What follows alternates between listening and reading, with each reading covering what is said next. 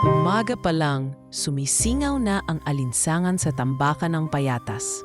Sumisiksik sa balat ang amoy ng nabubulok na pagkain, lasang karton at sunog na plastik. Sa gitna ng makapal na usok mula sa nasusunog na basura, may isang batang babae na nakasuot ng lumang uniforme ng pampublikong paaralan. Kupas, may punit sa laylayan at halos hindi na makilala ang dating puti nitong kulay. Si Lina, 12 anyos, namumulot ng piraso ng papel, tansan, at kahit anong pwedeng ipagpalit sa junk shop para lang may pambili sila ng sardinas. "Inay, may nahanap po akong lapis," sigaw niya habang patakbong papunta sa maliit nilang barong-barong na gawa sa pinagtagpitad pinyero tapal. Lumingon ang kanyang ina na may saklay sa gilid. Mahinang ngiti ang isinukli nito. "Ayos yan, anak. Pwede mo nang gamitin sa assignment mo mamaya."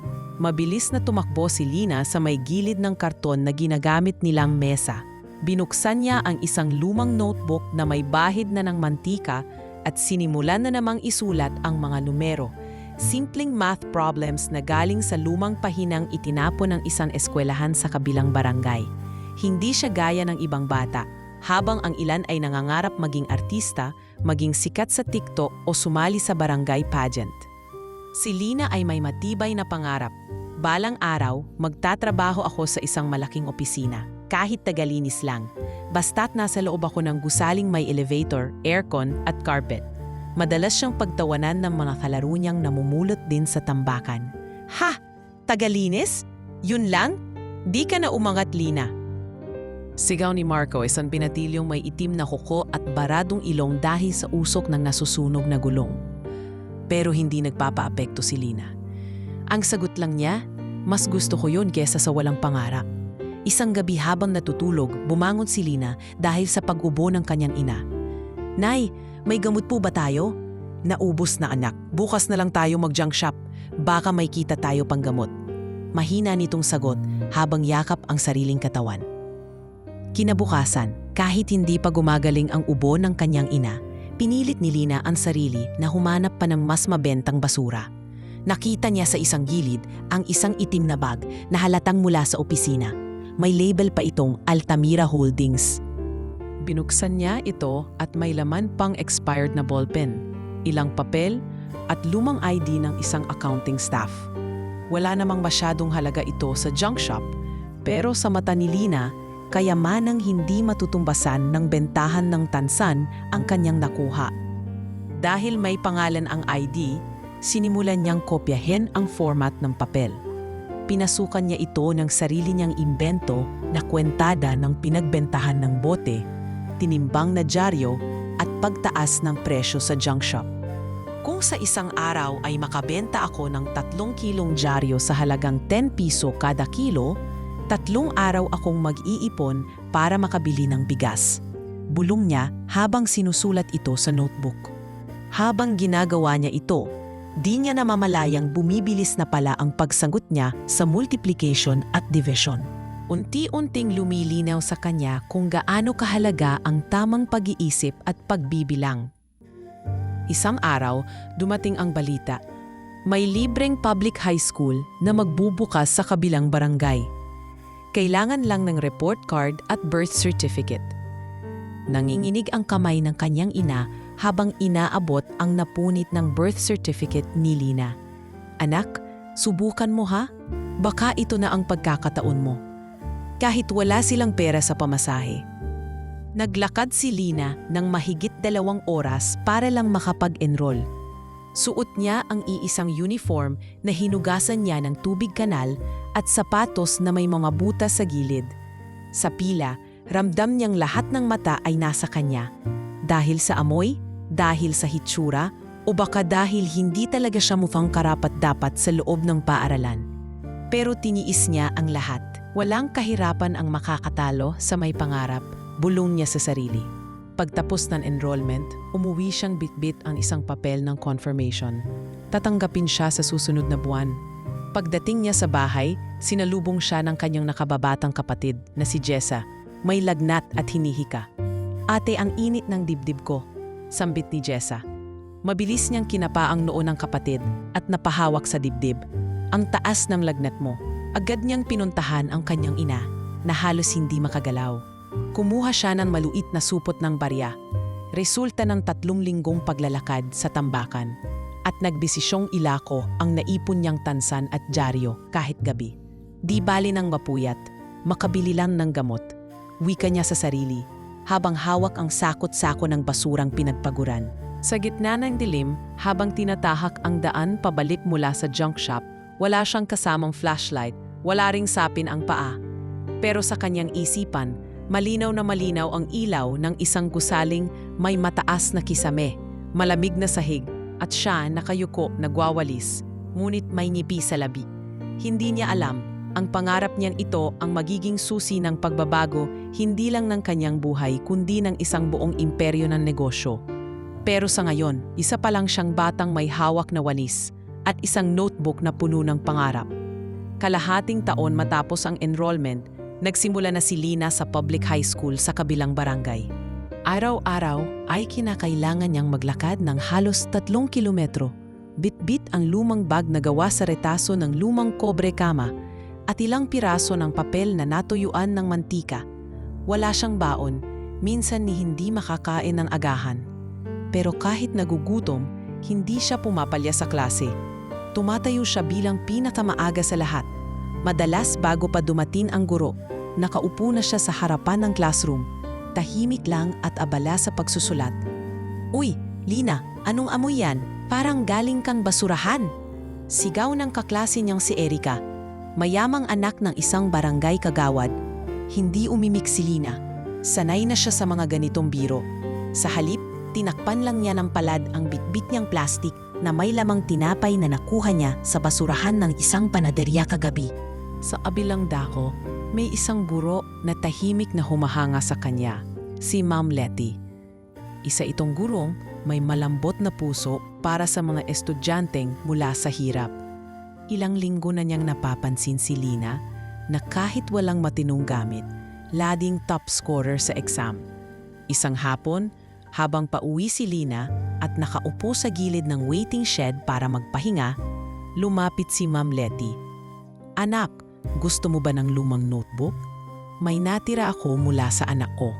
Alok niya sabay abot ng isang brown envelope na may ilang mga notebook at lapis. Nanlaki ang mata ni Lina. "Po, ako po? Talaga po?" "Oo naman anak, gamitin mo yan. Nakikita ko naman ang sipag mo sa klase." "Salamat po ma'am, hindi ko po makakalimutan to." Simula noon, gabi-gabi ay mas naging masigasig pa si Lina sa pansusulat. Hindi lang siya nag-aaral ng mga leksyon. Nagsusulat din siya ng budget para sa araw-araw, pati mga listahan ng mga pwedeng kitain mula sa pangangalakal. Napansin din niya na lumalala na ang kalagayan ng kanyang ina. Madalas na itong hinihingal at hindi na halos makalakad. Dahil dito, tumigil muna sa pag-aaral ang bunsong si Jessa at nagsimulang maglaban ng damit ng kapitbahay para may dagdag kita. Ngunit sa isang hindi inaasahang pangyayari, nabuntis si Jessa sa edad na 15 ng isang tricycle driver na kalaunan ay iniwan siya. "Pasensya na ate, hindi ko sinasadya." Hikbi ni Jessa habang hawak ang tiyan nito. Napatingin lang si Lina sa kanyang kapatid. Pilit nilulunok ang inis, pagod at pagkabigla. "Wala na tayong magagawa, Jessa. Hindi ko man gusto, pero anak mo yan. Hindi mo nakasalanan kung iniwan ka. Ang mahalaga, buhay ang anak mo." Pinasan ni Lina ang responsibilidad, hindi lang bilang estudyante, kundi bilang pangunahing tagapagtaguyod ng pamilya. Sa araw, pumapasok siya sa eskwela. Sa gabi, naglalaba, namumulot, at kung minsan ay nakikisangla ng cellphone para lang makabayad sa gamot ng ina. Wala siyang kaibigan sa eskwelahan. Lahat abala sa social media, gadgets at barkada. Samantalang siya ay nakikipaglaban sa gutom at pagod. Isang araw, habang kumakain ng libreng lugaw sa feeding program ng paaralan, may lumapit na guidance counselor. "Lina, napansin ko ang grades mo. Mataas ang performance mo sa math at business sim. Gusto mo bang sumali sa inter-school quiz bee?" Pagtanong nito, "Po, ako po ba? Wala po akong uniform. Wala rin pong pamasahe." "Walang problema, sasagutin ng paralan. Kailangan lang namin ang pahintulot ng magulang mo." Umuwing may ngiti sa labi si Lina, pero ang ngiting iyon ay mabilis ding napawi nang makita niyang nakahandusay ang ina sa gilid ng papag. Muntik na itong mawalan ng malay dahil sa hirap ng paghinga. Mabilis siyang lumapit at binuhat ang ina papunta sa tricycle para dalhin sa Barangay Health Center. Sa gabing iyon, habang inaasikaso ang ina, nilapitan siya ng isang doktor na voluntaryo sa health center. "Pasensya na, Hija, pero mukhang kailangan ng isa lang ang nanay mo sa regular check-up. Hika, posibleng may komplikasyon. Kailangan ng x-ray at gamot. Pero wala po kaming pera." Putol niya agad sa sinasabi ng doktor. "Pero gagawan ko po ng paraan." Kinabukasan, isinangla ni Lina ang ilang gamit nila. Lumang bentilador, ilang lumang cellphone na bigay ng kapitbahay, pati ang huling pares ng sapatos ng kanyang ama na naiwan bago ito lumayas. Lahat para lang matuloy ang gamutan ng ina.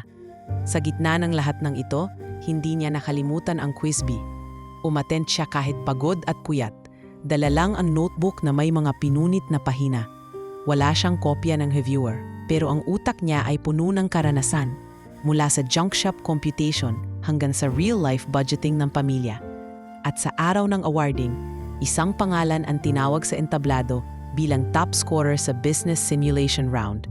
Lina Maravilla, grade 10, Payatas High School. Tahimik ang buong crowd dahil hindi nila inasahan na ang batang may sirang sapatos at kupas na uniforme ang mananalo. Ang mga kaklase niya, nanlaki ang mga mata. Ang ilang guro, napaluha. At si Ma'am Letty, palakpak ng palakpak habang pinipigil ang luha.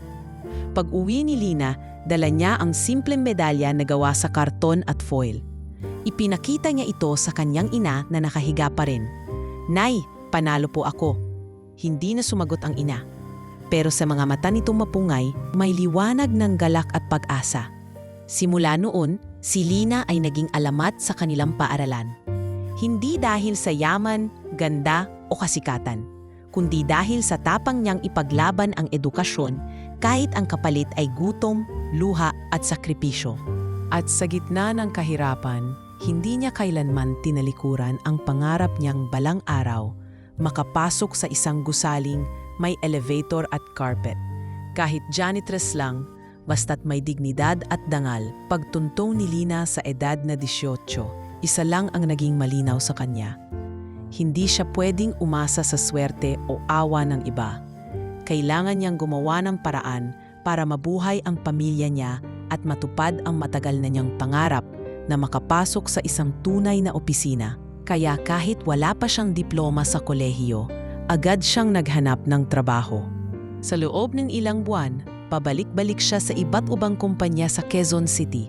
Bit-bit ang isang brown envelope na may photocopy ng kanyang high school diploma, isang lumang ID, at resume na siya mismo ang nag-type sa isang lumang computer sa barangay hall.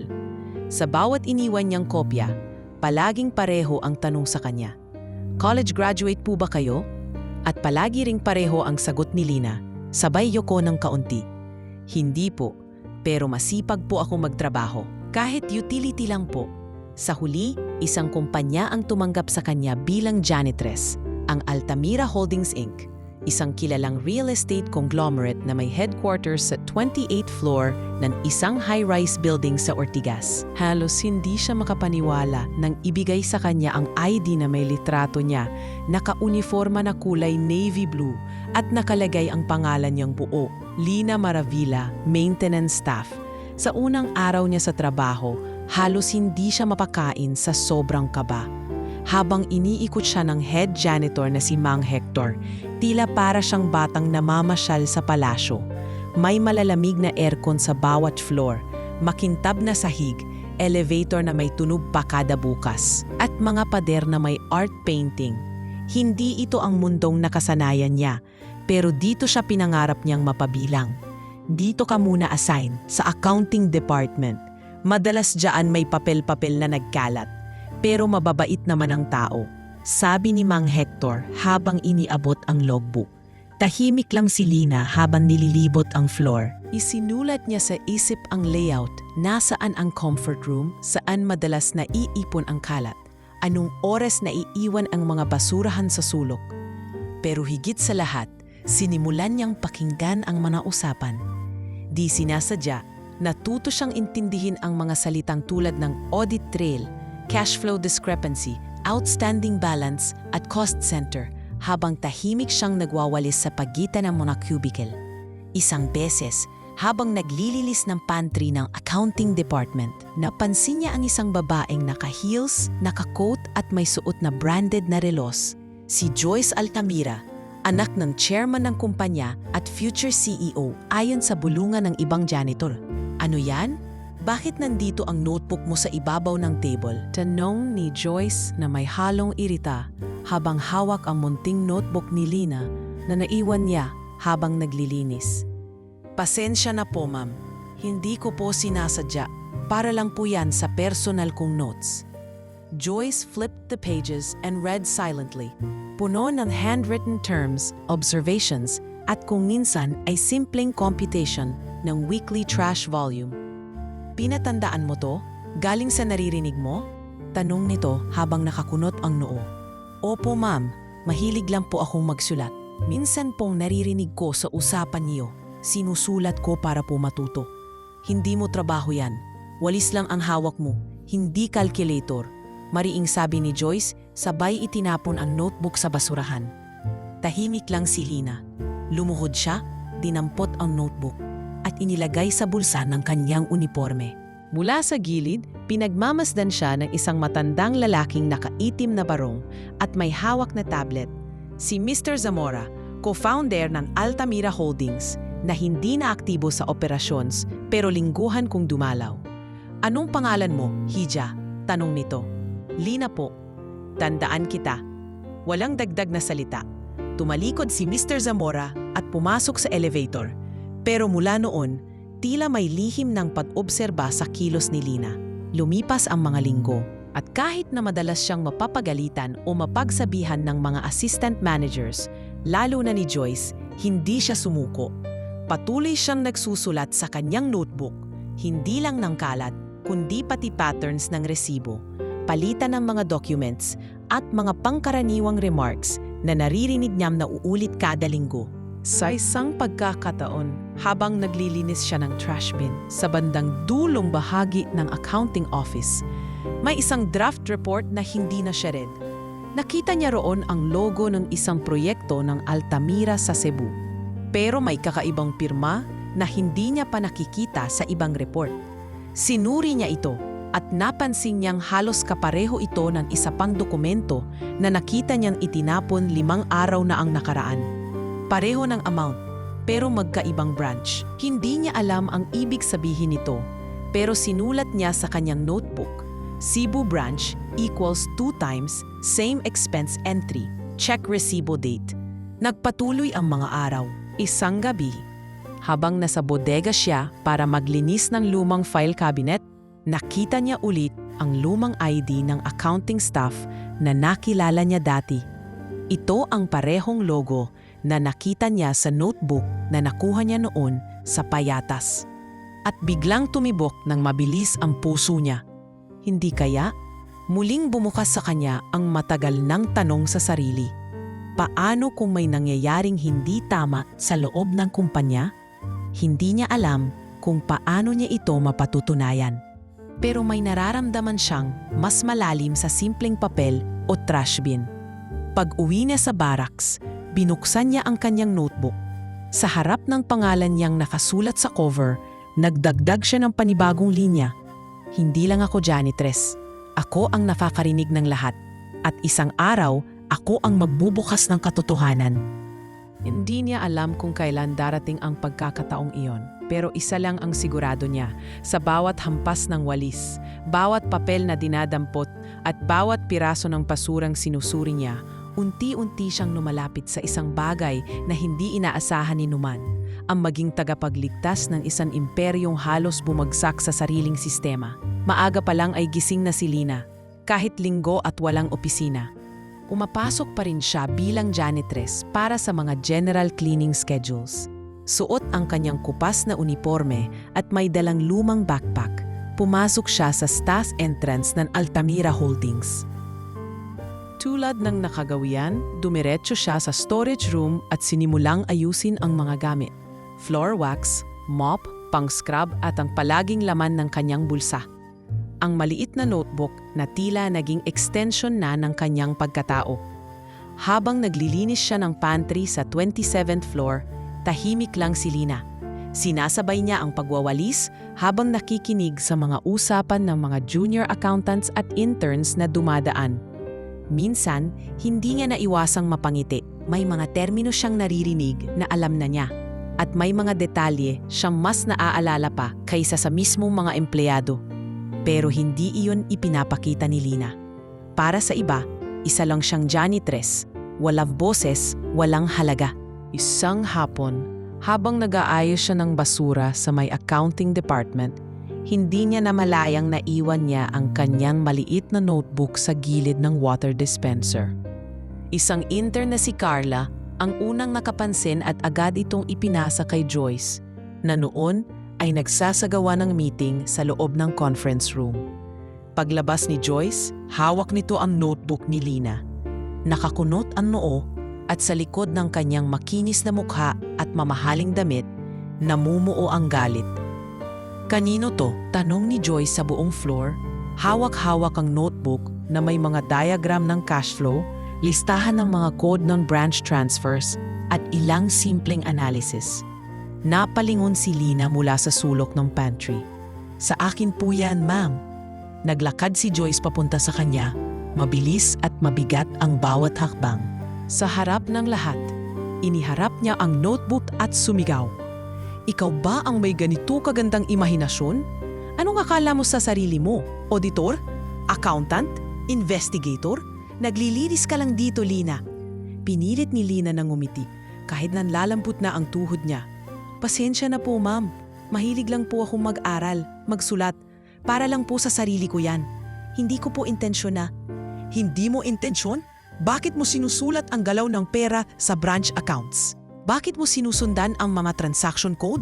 Sino nagturo sa iyo niyan? Baka may kabalastugan ka ng ginagawa. Baka nagmamatyag ka para sa ibang kumpanya? Isa kang janitress. Hindi ka dapat nandito. Umalingaw ang boses ni Joyce sa buong floor. Lahat ng empleyado, interns at maging mga security guard ay natigilan. Walang gustong magsalita. Si Carla, na tahimik lang kanina, ay napayuko habang pinagmamasdan si Lina na halos mamilipit sa hiya. Tahimik na kinuha ni Lina ang kanyang notebook mula sa kamay ni Joyce. Puno ng luha ang kanyang mata, pero pinilit niyang ngumiti. Pasensya na po ulit, ma'am. Hindi ko na po mauulit. Habang palabas ng floor, tinapik siya ni Mang Hector sa balikat at bumulong. Pasensya ka na kay Ma'am Joyce. Matagal na talagang mainit ang ulo niyan. Wala na siyang nasagot. Tahimik siyang bumaba sa utility area at doon sa pagitan ng mga mop at walis, inilabas niya ang notebook. Basang-basa na ito sa luha. Isa-isang pahina, binuklat niya ito at muling tiningnan ang mga pagsusuri, mga obserbasyon na pinaghirapan niya sa mga gabing walang tulog. Para sa kanya, hindi iyon basura. Para sa kanya, iyon ang kinabukasan. Kinagabihan, sa barracks kung saan siya nakikitira kasama ang iba pang janitorial staff, nilapitan siya ng isang guard na si Kuya Raul. Lina, nakita kitang pinahiya ni Ma'am Joyce kanina. Pero gusto kong malaman mong hindi lahat dito tingin sa'yo ay walang kwenta. Ako, sa totoo lang, bilib ako sa'yo. Alam mo kung bakit? Napatingin si Lina habang nagpapahid ng luha. Kasi habang lahat kami ay masaya lang na sumweldo, ikaw may hinahanap ka pa. Gusto mong maintindihan ang sistema. At totoo yan, dahil ang mga ganyan, sila ang tunay na may kakayahan. Natahimik si Lina. Matagal siyang hindi nagsalita. Pero nang makitang lumang notebook na may basang mga pahina, sinara niya ito at marahang tumango. Salamat po, pero ayoko pong bigyan pa ng problema ang kumpanya. Hindi na po ako magsusulat. Kinabukasan, pumasok pa rin si Lina. Walang reklamo, walang tanong, walang sagot. Bumalik siya sa trabaho niya bilang tagalinis, pero may kakaibang lamig ang paligid. Lahat ay tila tahimik na nagmamasid. Lahat ay may iniisip pero walang gustong umamin. Si Joyce ay nagkunwaring walang nangyari. Sa pantry, habang nagsasalin siya ng tubig sa baso ng kape, lumapit si Carla. "Lina, sorry sa nangyari kahapon. Hindi ko sinasadya. Hindi ko akalaing ganon ang magiging reaksyon." Tumingin si Lina sa kanya. Mahina ang boses. "Okay lang, sanay na akong masabihan ng kung ano-ano. Pero gusto kong malaman mo. May nakita akong pattern sa mga sulat mo. Yung branch transfers, parang may double entries." "Gusto mo bang tingnan natin ulit?" Nabigla si Lina. "Ano yon?" Ngunit bago pa man niya masabi ang detalye, biglang pumasok si Joyce. "Carla, bakit ka pa nakikipag-usap sa kanya? Bumalik ka na sa cubicle mo." Agad namang tumango si Carla at lumayo. Tahimik muli si Lina. Ngunit sa puso niya, may naramdaman siyang kakaiba. May taong naniwala. May taong nakakakita sa hindi nakikita ng marami. At kahit ilang ulit pa siyang mapahiya, masigawan o maliitin, alam niya sa sarili niyang hindi ito ang katapusan. Sapagkat ang walis na kanyang hawak ay hindi lang panlinis ng sahig, kundi simbolo ng dignidad ng mga manggagawang matagal nang hindi binibigyan ng boses. At ang notebook na itinapon ay muling binuksan. Mas maigpit pa sa dati ang pagkakahawak niya rito sapagkat alam niyang isang araw, ito rin ang magiging susi ng katotohanan. Isang mainit na umaga sa loob ng boardroom ng Altamira Holdings ang tila nagbabanta ng panibagong krisis. 3 beses na kasing nagkakaproblema ang quarterly financial report ng kumpanya at sa ikatlong sunod-sunod na beses, hindi na ito matahimik na isinasantabi ng management. May nawawalang pondo, hindi lang daan-daang libo, kundi milyong piso. Ang mas nakakabahala, walang nakapagpaliwanag kung saan napunta ang perang ito. Lahat ng accounts ay tila malinis, lahat ng dokumento ay mukhang maayos. Pero sa actual na bank statement ng kumpanya, may naglalakihang discrepancies na hindi inaasahan. Nagsimula ang kaguluhan nang ipatawag ng chairman ng Altamira Holdings ang kanilang buong legal team. 20 abogado mula sa iba't ibang department, corporate, criminal, tax, compliance at audit. Nagsidatingan ang mga ito na parang mga doktor sa emergency room, bitbit ang kani-kanilang laptop, folders at tablets. Sa harap ng silid, nakaupo si Joyce Altamira, ang acting CEO na malamig ang titig at walang ibang makitang problema kundi ang palpak na accounting team. "Ano na naman to?" Tanong niya, galit ang boses. "Pangatlong quarter na to na may nawawalang pondo. Pero kahit isa sa inyo, walang malinaw na sagot." Tumango ang senior auditor. "Ma'am, we've gone through all the transactions. Lahat ng withdrawals, lahat ng fund transfers, may dokumento." "Legal," nakasaad ang authorization codes. "Then where is the money?" Singhal ni Joyce habang tinatapik ang mesa. "Kung lahat ng papeles ay legal, bakit kulang tayo ng mahigit 5 milyong piso?" Tahimik ang buong silid. Ang ilang abogado, nagkatinginan. May ilan pa nga na sinimulang i-review ulit ang kanilang notes habang pinapawisan. Maya-maya, nagsalita si Attorney De La Peña, isang veterano sa legal department. "There's a possibility, ma'am, na may nangyayaring embezzlement. Pero napakatalino ng gumawa. Walang butas ang mga papel. Halos textbook perfect ang documentation." "Textbook perfect? Then ibig sabihin yan, insider ang may gawa," sabat ni Joyce. "At kung insider, bakit hindi nyo pa rin mahuli? 20 lawyers ang nandito ngayon at wala ni isa sa inyo ang makakapagsabi kung sino ang may kagagawan." Isang mas malalim na katahimikan ang bumalot sa buong boardroom. Sa sulok ng conference room, nakatayo ang isang luma ng executive, si Mr. Zamora. Tahimik lang siyang nakikinig, pero halata ang pagkainis sa kanyang mukha. "Alam niyo ang masakit sa lahat," wika nito sa mababang boses. "Hindi ko maintindihan kung bakit ang isang kumpanya tulad ng Altamira, na halos 50 taon na sa industriya, ay nilalamon ngayon ng sariling sistema. At kayo, mga abogado, kay gagaling niyo raw, pero tila nalilito kayo sa sarili ninyong logic." Habang mainit ang diskusyon sa loob ng boardroom, sa ibaba naman, nasa 10th floor si Lina, abala sa paglilinis ng hallway ng executive lounge. Wala siyang kaalam-alam sa krisis sa itaas, pero nararamdaman niya ang tensyon sa buong opisina. Tahimik ang mga tao. Maraming dumaraang naka-black suit na hindi niya madalas makita. At si Joyce, napadaan sa kanyang harapan na parang may daladalang bagyong tinatagop sa mamahaling pitaka. Sa pantry ng accounting, nadatnan niya si Carla na nakatayo at walang gana. "Uy Carla," mahinang tawag niya. "Ang bigat ng ora mo ah." "Grabe Ate Lina, may emergency meeting sa taas." Nawawala raw ang pondo ng kumpanya. Yung iba, nagsasabi na baka hacker. Yung iba naman, sinasabi inside job. Wala bang nakakaalam kung saan napunta? Wala. Lahat ng legal documents legit, pero wala ang pera. Parang magic. Napangiti si Lina. Pilit. Pero hindi nawala sa isipan niya ang ilang dokumentong napansin niya noon. Mga papel na parehong-pareho ang laman pero magkaibang branch. Mga pirma na tila magkakapareho pero may kakaibang pagkakasulat. Mga entry na tinanggal pero pinalitan ng bagong forma. Kung magic man yan, bulong niya, may taong may hawak ng wand. Sa mga sumunod na araw, lalong lumala ang tensyon sa kumpanya. Pinatawag na rin ang IT team para i-check kung may cyber intrusion. Pero kahit anong pag-aanalisa, lahat ng trail ay patungo sa lehitimong dokumento. Walang nakitang peke. Lahat ng kontrata ay may pirma. Ang mga transfer ay aprobado sa taas. Pero ang tanong ay pareho pa rin. Bakit kulang?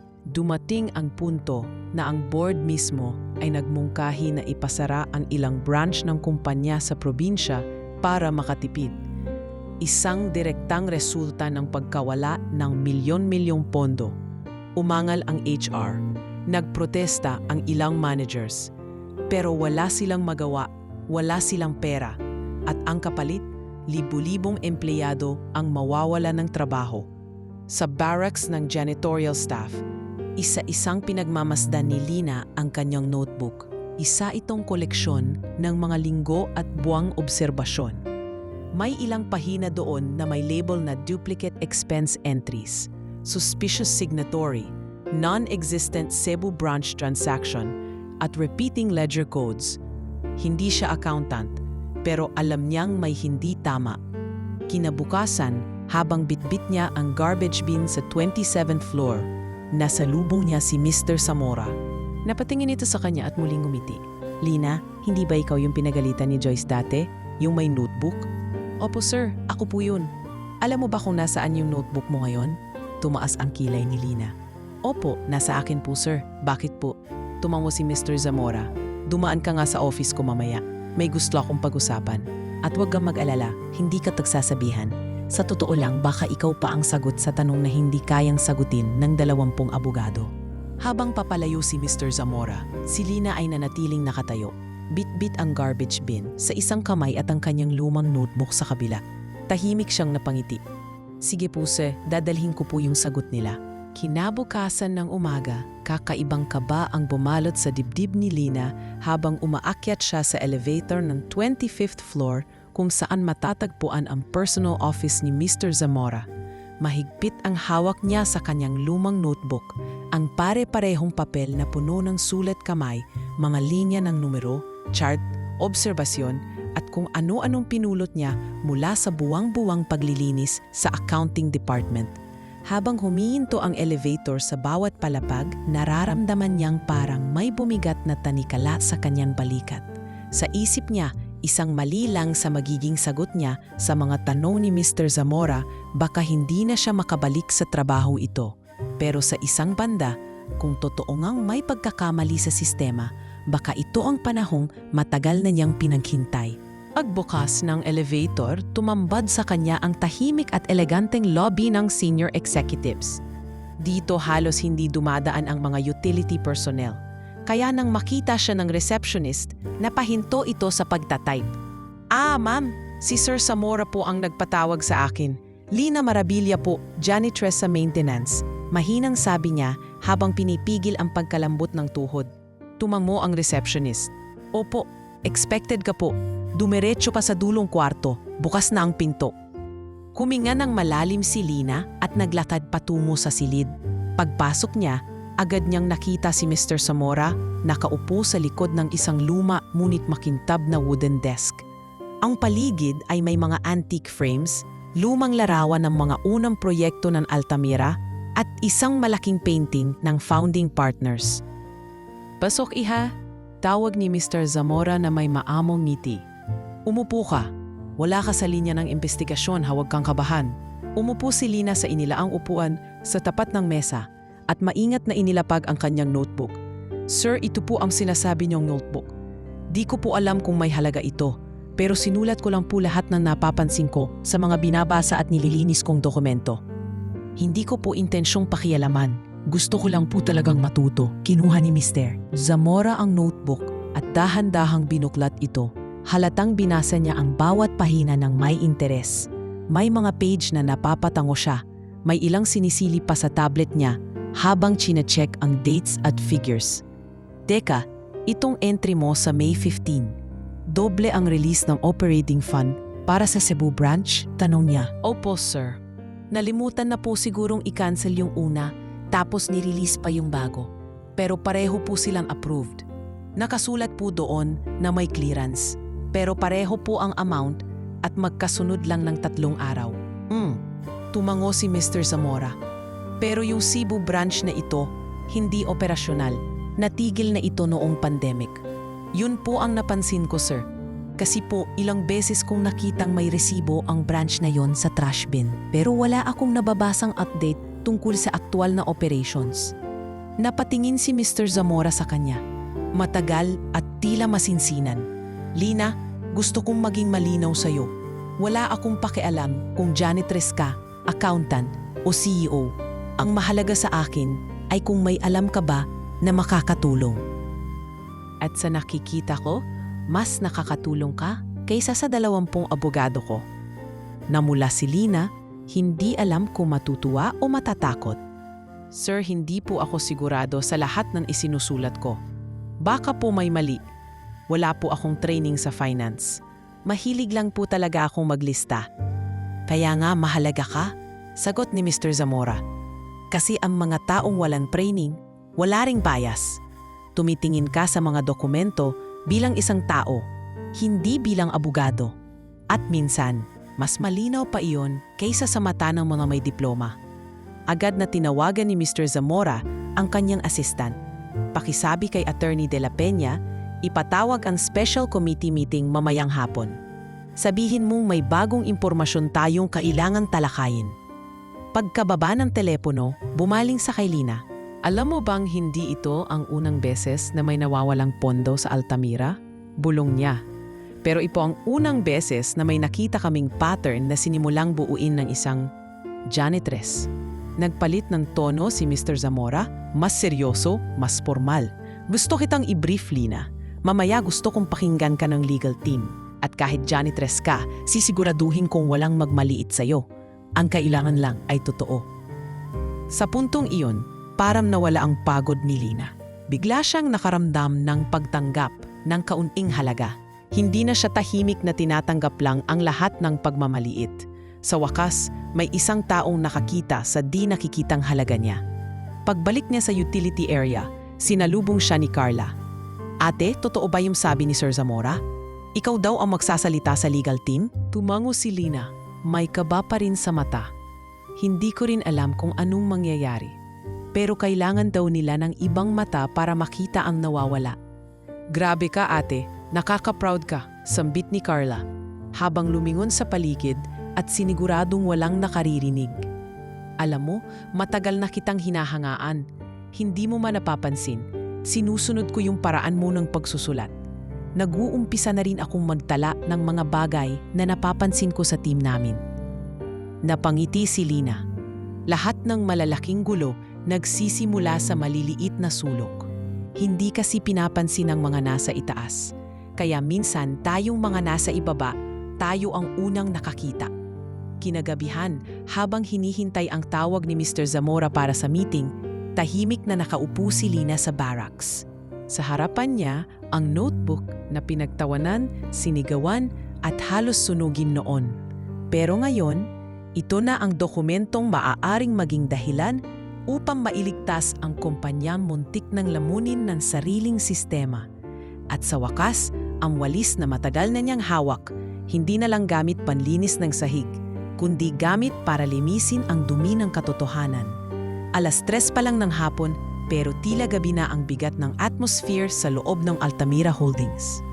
Ang buong conference hall ay pinuno ng mga taong bihasa sa batas, nakasuot ng pormal, may hawak na tablet o folder, at sanay sa mga debate na may kasamang legal jargon. Sa gitna ng oval table, naroon ang 20 abogado, ang mga senior executives, ang mga auditor at compliance officers ng kumpanya.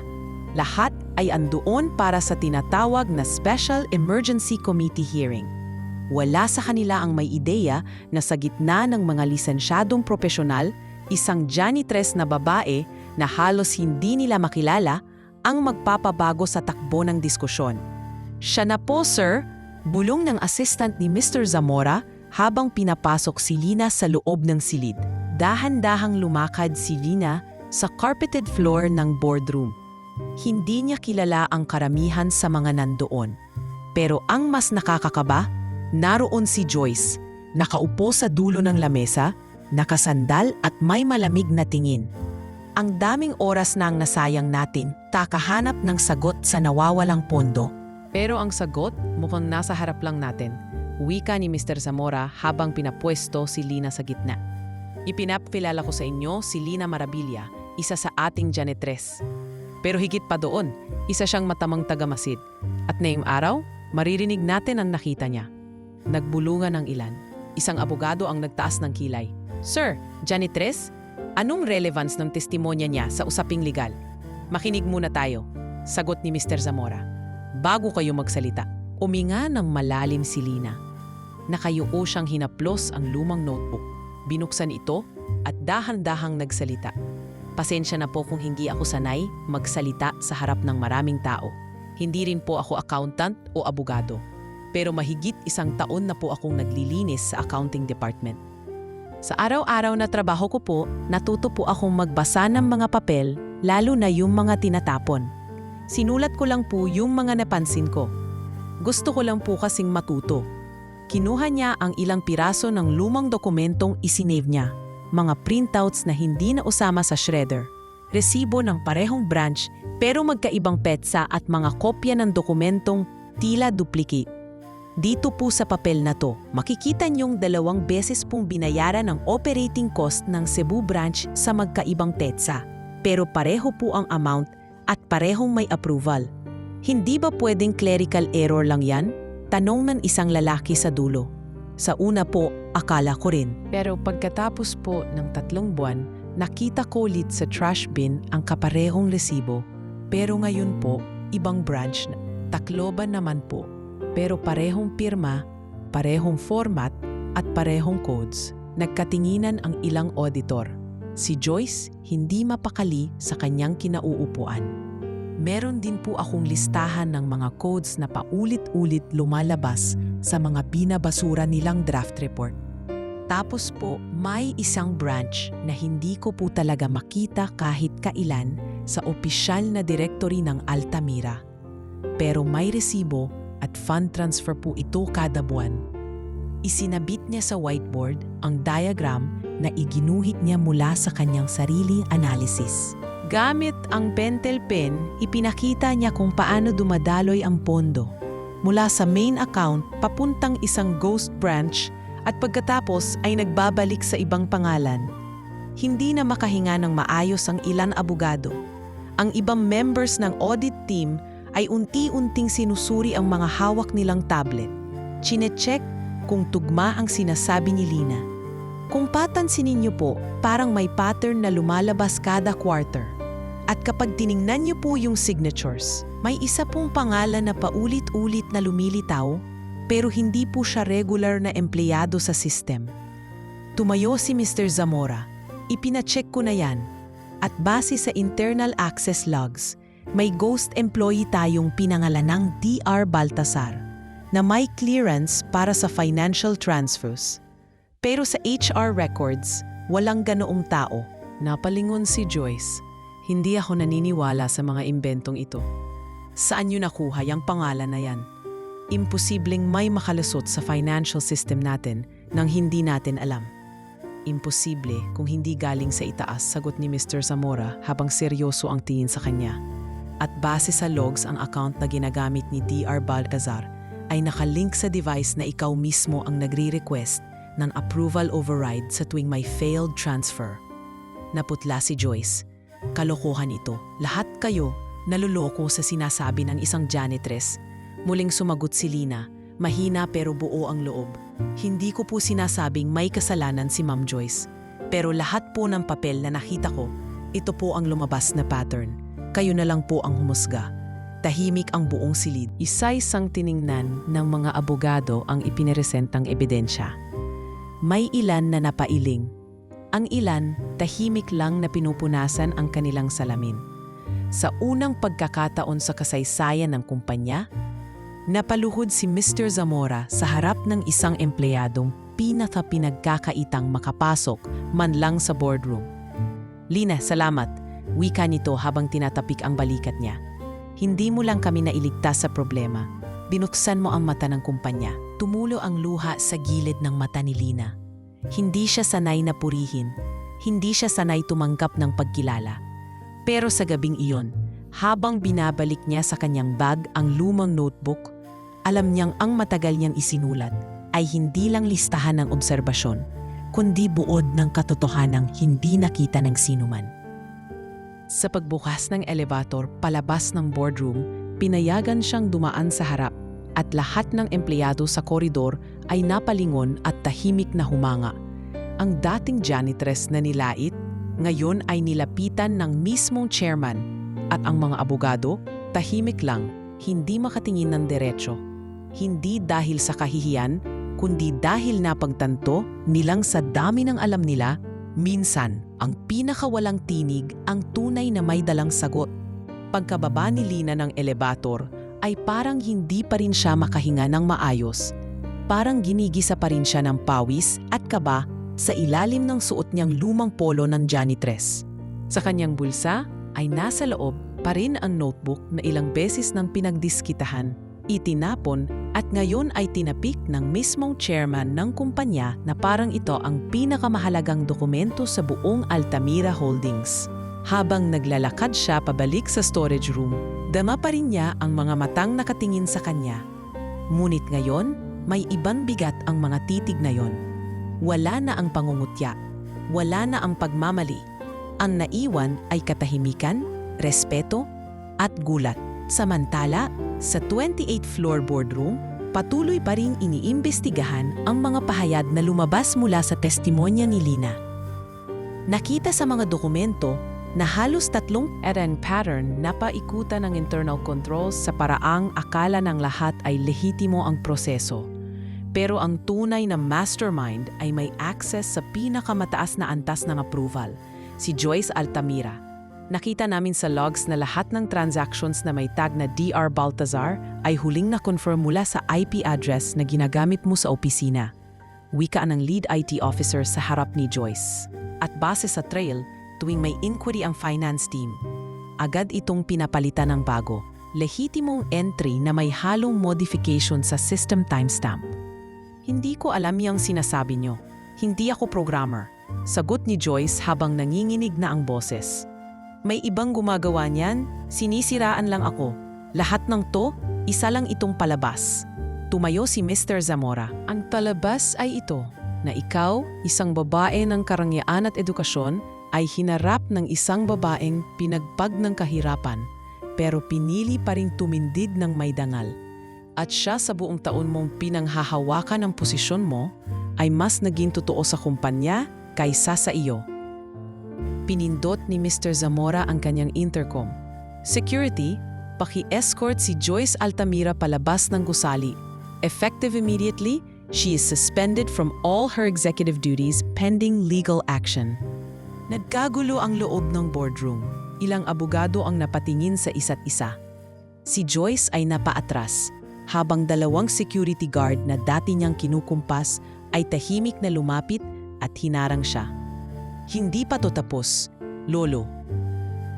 Hindi mo ako basta-basta mapapaalis, bulyaw ni Joyce habang naglalakad palabas. Ang takom niya'y tumutunog sa sahig, ngunit wala ng lakas ang bawat yabag. Sa hallway ng 10th floor, si Lina ay kasalukuyang nagpapalit ng mop head nang lumapit si Carla, halos hindi makahinga sa tuwa. Ate Lina, natanggal na si Joyce. Napalingon si Lina. Ha? Totoo ba? Oo, pinaalis siya mismo ni Mr. Zamora. Ang dami pong clap sa boardroom. Nakita raw ng mga tao yung buong notebook mo, pati yung mga binurowing mo sa whiteboard. Grabe ate, ikaw na yun. Napaupo si Lina sa plastic chair. Hindi niya maipaliwanag kung anong nararamdaman. Sa isang banda, masaya siya. Sa wakas, nailabas ang katotohanan. Pero sa kabilang banda, may bigat din sa dibdib. Hindi niya ginustong masira ang buhay ng kahit sino, lalo na ng isang tao tulad ni Joyce, na kahit pa siya'y naging malupip at mapagmataas, ay tao pa rin sa likod ng posisyon. Ngunit hindi rin niya pwedeng baliwalain ang ginawa dito sa kumpanya at sa daan-daang empleyadong muntik mawalan ng trabaho dahil sa sarili nitong kasakiman. Kinagabihan, tinawagan siya ni Mr. Zamora sa pamamagitan ng HR assistant. Lina, may hiling kami. Bukas, dadalo ang buong board at mga department heads sa quarterly general assembly. Gusto ka sana naming anyayahan bilang panauhing tagapagsalita. Po? Ako po? Sagot niya. Halos mawalan ng lakas ang boses. Hindi po ako sanay sa harap ng maraming tao, sir. Naiintindihan ko. Pero minsan, ang pinakamahahalagang mensahe ay hindi nanggagaling sa sanay, kundi sa totoo. Kinabukasan, suot ang isang simpleng puting blouse at itim na slacks na hiniram niya mula kay Carla. Humarap si Lina sa entablado ng Altamira Holdings General Assembly. Sa kanyang harapan ay naroon ang daan-daang empleyado mula sa iba't ibang department: janitorial, clerical, accounting, engineering at admin. Sa pinakagitna ay nakaupo si Mr. Zamora, ang buong board, at ilang kinatawan ng media. Tahimik si Lina sa umpisa, ngunit pagkatingin niya sa crowd, napansin niyang nakatingin sa kanya ang isang matandang janitor na dati nagpakain sa kanya ng tinapay sa unang araw niya. Nakita rin niya si Kuya Raul, ang guard na bumilib sa kanya, si Carla na palihim na umiiyak sa gilid, at maging ang ilang auditor na minsang nagtataas ng kilay sa kanya. Ngayon ay nakatingin na may paggalang. Hindi ko po akalaing darating ako sa puntong ito, panimula ni Lina. Sa totoo lang po, janitress lang po ako. Walis at basahan lang po ang alam kong gamitin. Pero sa araw-araw na paglalakad ko sa hallway ng accounting department, natutunan ko pong pakinggan, panoorin, at unawain ang hindi napapansin ng iba. Hindi po ako nagtapos ng kolehiyo, pero natuto po akong magtanong. At sa pagtatanong ko, natuto rin akong tumindig. Dahil minsan po, kahit tahimik ang trabaho namin sa sulok, ang katotohanan ay palaging marunong magsalita sa tamang panahon. Umalingaw-ngaw ang palakpakan sa buong hall. May mga tumayo at sumigaw ng kanyang pangalan. Sa likod ng entablado, palihim na pinunasan ni Mr. Zamora ang kanyang mata. Pagkababa ni Lina ng stage, sinalubong siya ng ilang empleyado na may dalang simpleng bulaklak. Ibinulong sa kanya ni Carla. Ate, sobrang proud kami sa iyo. Alam mo ba, pinangalanan na nila yung Internal Leadership Program ng HR, Lina Initiative. Para daw sa mga empleyado na may pangarap kahit anong ranggo. Hindi siya nakapagsalita. Niyakap na lang niya si Carla at pinisil ang kamay. Sa araw na yon, hindi lang basta nilinis ni Lina ang gusali ng Altamira. Nilinis niya ang sistema. Nilinis niya ang pananaw ng buong korporasyon sa kung sino ang may karapatan marinig. Sa kanyang simpleng notebook, basahan at paninindigan, nakasulat ang isang paalala na hindi kailanman mabubura. Ang dignidad ay hindi nababatay sa ranggo, kundi sa katotohanang pinipili mong panindigan. Makalipas ang isang linggo matapos ang kontrobersya, unti-unti nang bumabalik sa normal ang takbo ng Altamira Holdings. Subalit hindi na ito ang dati nitong normal. Sa bawat kanto ng gusali, sa bawat pantry at elevator lobby, maririnig ang pangalang Lina. Hindi bilang alingaw-ngaw ng chismis, kundi bilang inspirasyon ng mga empleyado. Ang babaeng janitress na tahimik na nagsusulat sa notebook, ngayon ay simbolo ng integridad at muling pagpapatibay ng prinsipyo sa loob ng kumpanya. Sa HR floor, isang formal na pagpupulong ang isinagawa. Si Mr. Zamora, ilang board members at mga head ng departments ay muling nagtagpo para sa isang layuning hindi inaasahan ng kahit sino, ang bigyan ng full scholarship si Lina sa ilalim ng bagong inilunsad na Altamira Educational Assistance Program. Ang plano ay simple, pag-aralin si Lina sa isang kurso ng finance at auditing sa ilalim ng isang tie-up university na may evening classes para makapagsabay siya sa trabaho kung gugustuhin pa niyang manatili bilang part-time staff. Hindi makapaniwala si Lina nang formal na ibinigay sa kanya ang liham ng scholarship. "Sir, sigurado po kayo?" tanong niya, tila hindi makatingin ng diretso habang hawak ang liham sa nanginginig niyang kamay. "Lina," sagot ni Mr. Zamora habang nakangiti, "kung ako lang ang masusunod, dapat ikaw na ang nagtuturo sa mga bagong auditor namin." Napangiti si Lina sa gitna ng kaba. "Hindi pa po ako sanay, pero susubukan ko po." At dito nagsimula ang bagong yugto ng buhay niya, hindi na bilang tagalinis ng sahig, kundi bilang estudyante. Tuwing gabi, matapos ang ilang oras ng trabaho sa opisina, maglalakad siya papunta sa isang kilalang private university na may programa para sa working students. Doon, sa loob ng classroom na may aircon, projector at whiteboard, umupo siya sa pinakaharap, dala ang parehong notebook na naging daan ng lahat. Habang ang ibang estudyante ay abala sa cellphone, si Lina ay tila uhaw na uhaw sa bawat leksyon. Lahat ng termino, assets, liabilities, audit trail, compliance risk, ay isinusulat niya ng buo. Parang musika sa kanyang tenga. Isang gabi, sa loob ng Accounting 101 class, napansin siya ng isang lalaking guro na may maamong mukha, may salamin, at laging tahimik lang habang nagtuturo. Si Professor Brian Morales, mid-30s, dating working student din na ngayon, ay isang certified auditor. Hindi siya masalita, ngunit mapanuri at mahusay magturo. Sa klase niya, si Lina ang palaging may tanong, palaging may sagot, at palaging present. "Miss Maravilla?" tanong niya minsan habang nagpaparecite. "Paano mo na-figure out yung discrepancy sa cost flow ng sample case natin?"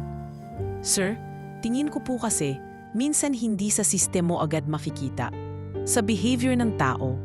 Kapag may pattern, madalas tao ang gumagawa, hindi computer." Napatingin si Brian. "Interesting point. Tama ka. Ganyan din ang natututunan ko noong ako'y nasa field. Pattern ng kilos ang nagpapakita ng butas." Mula noon, naging bukod tani ang respeto ni Brian kay Lina. Sa tuwing may pahinga sila, palihim siyang binibigyan ng photocopy ng additional materials. Minsan, inaalok pa siyang ihatid pa uwi kapag gabi na. "Salamat po, sir," sabi ni Lina minsan, habang hawak ang mga bagong reading material.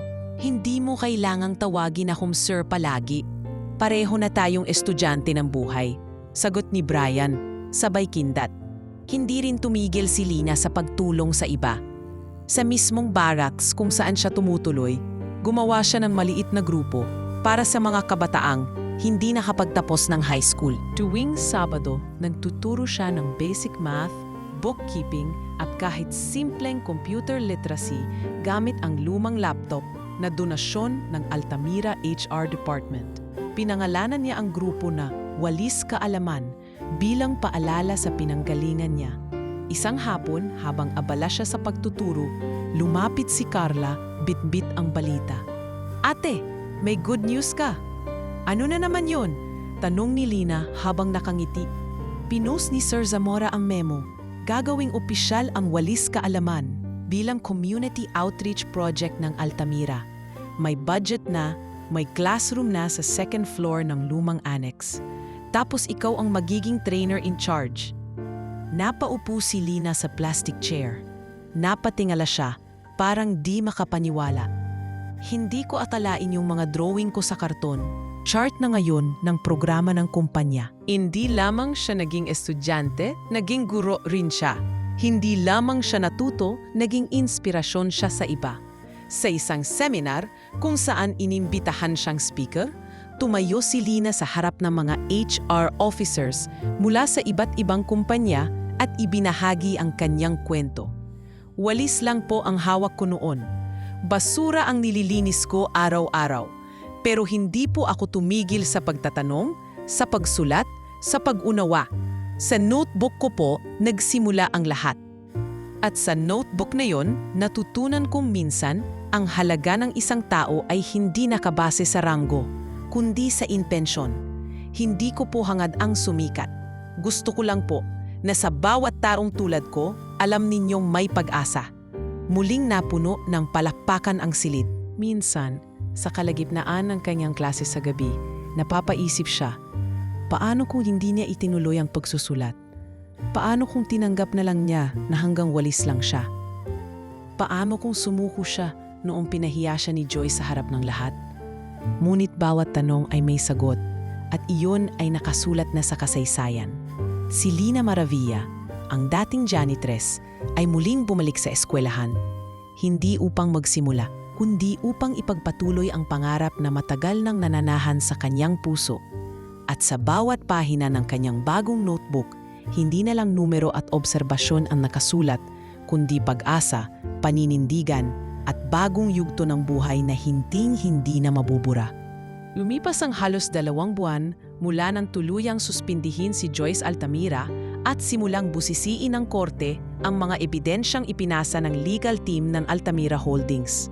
Sa paningin ng karamihan, tila tuluyan nang naisara ang kabanata ng kanyang impluensya sa kumpanya. Nagsimulang mamayagpag ang mga bagong reforma sa loob.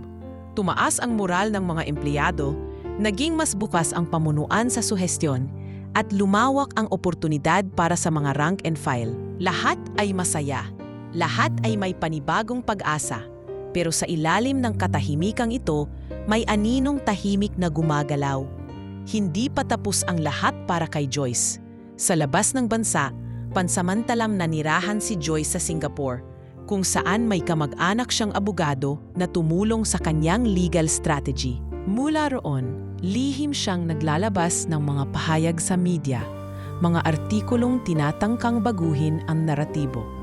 Frame-up, internal sabotage at gender bias against strong women ang mga terminong paulit-ulit sa kanyang mga sinulat.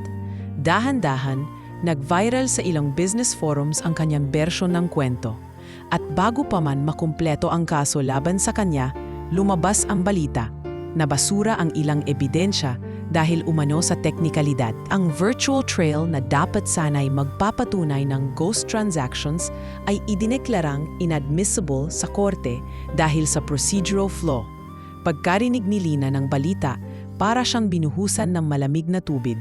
Nakatayo siya sa harap ng bulletin board ng Altamira HR floor kasama si Carla habang binabasa ang memo. Pansamantalang ititigil ang pagsasampa ng kaso kay Miss Joyce Altamira habang inaaayos ang presentasyon ng ebidensya.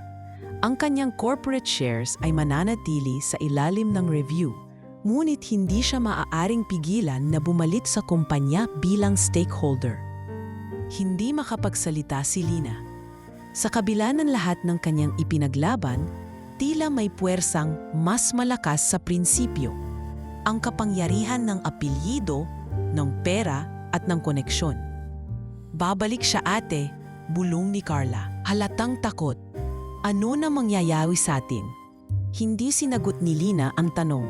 Sa halip, huminga siya ng malalim, pumasok sa CR at isinarado ang pintuan ng isang cubicle. Doon, tahimik siyang umupo sa toilet bowl, niyakap ang kanyang bag at pinikit ang mata. Ang tinig ng nakaraan, ang pagtawa, ang panglalait, ang paninira ni Joyce. Unti-unting bumalik sa kanyang isip. Ilang taon siyang nagtitiis, kumakapit sa dignidad, at ngayoy tila binubura ng isang memo ang lahat ng yon. Kinabukasan, bumalik si Joyce sa Altamira. Hindi bilang CEO, kundi bilang shareholder. Pero bitbit niya pa rin ang dating tikas, ang dating taas ng noo. Suot ng all-white suit at mamahaling sunglasses. Dumaan siya sa lobby na parang artista. May kasamang 2 bodyguard. Lahat ng staff ay napapatingin. Ang ilan, nagbulungan.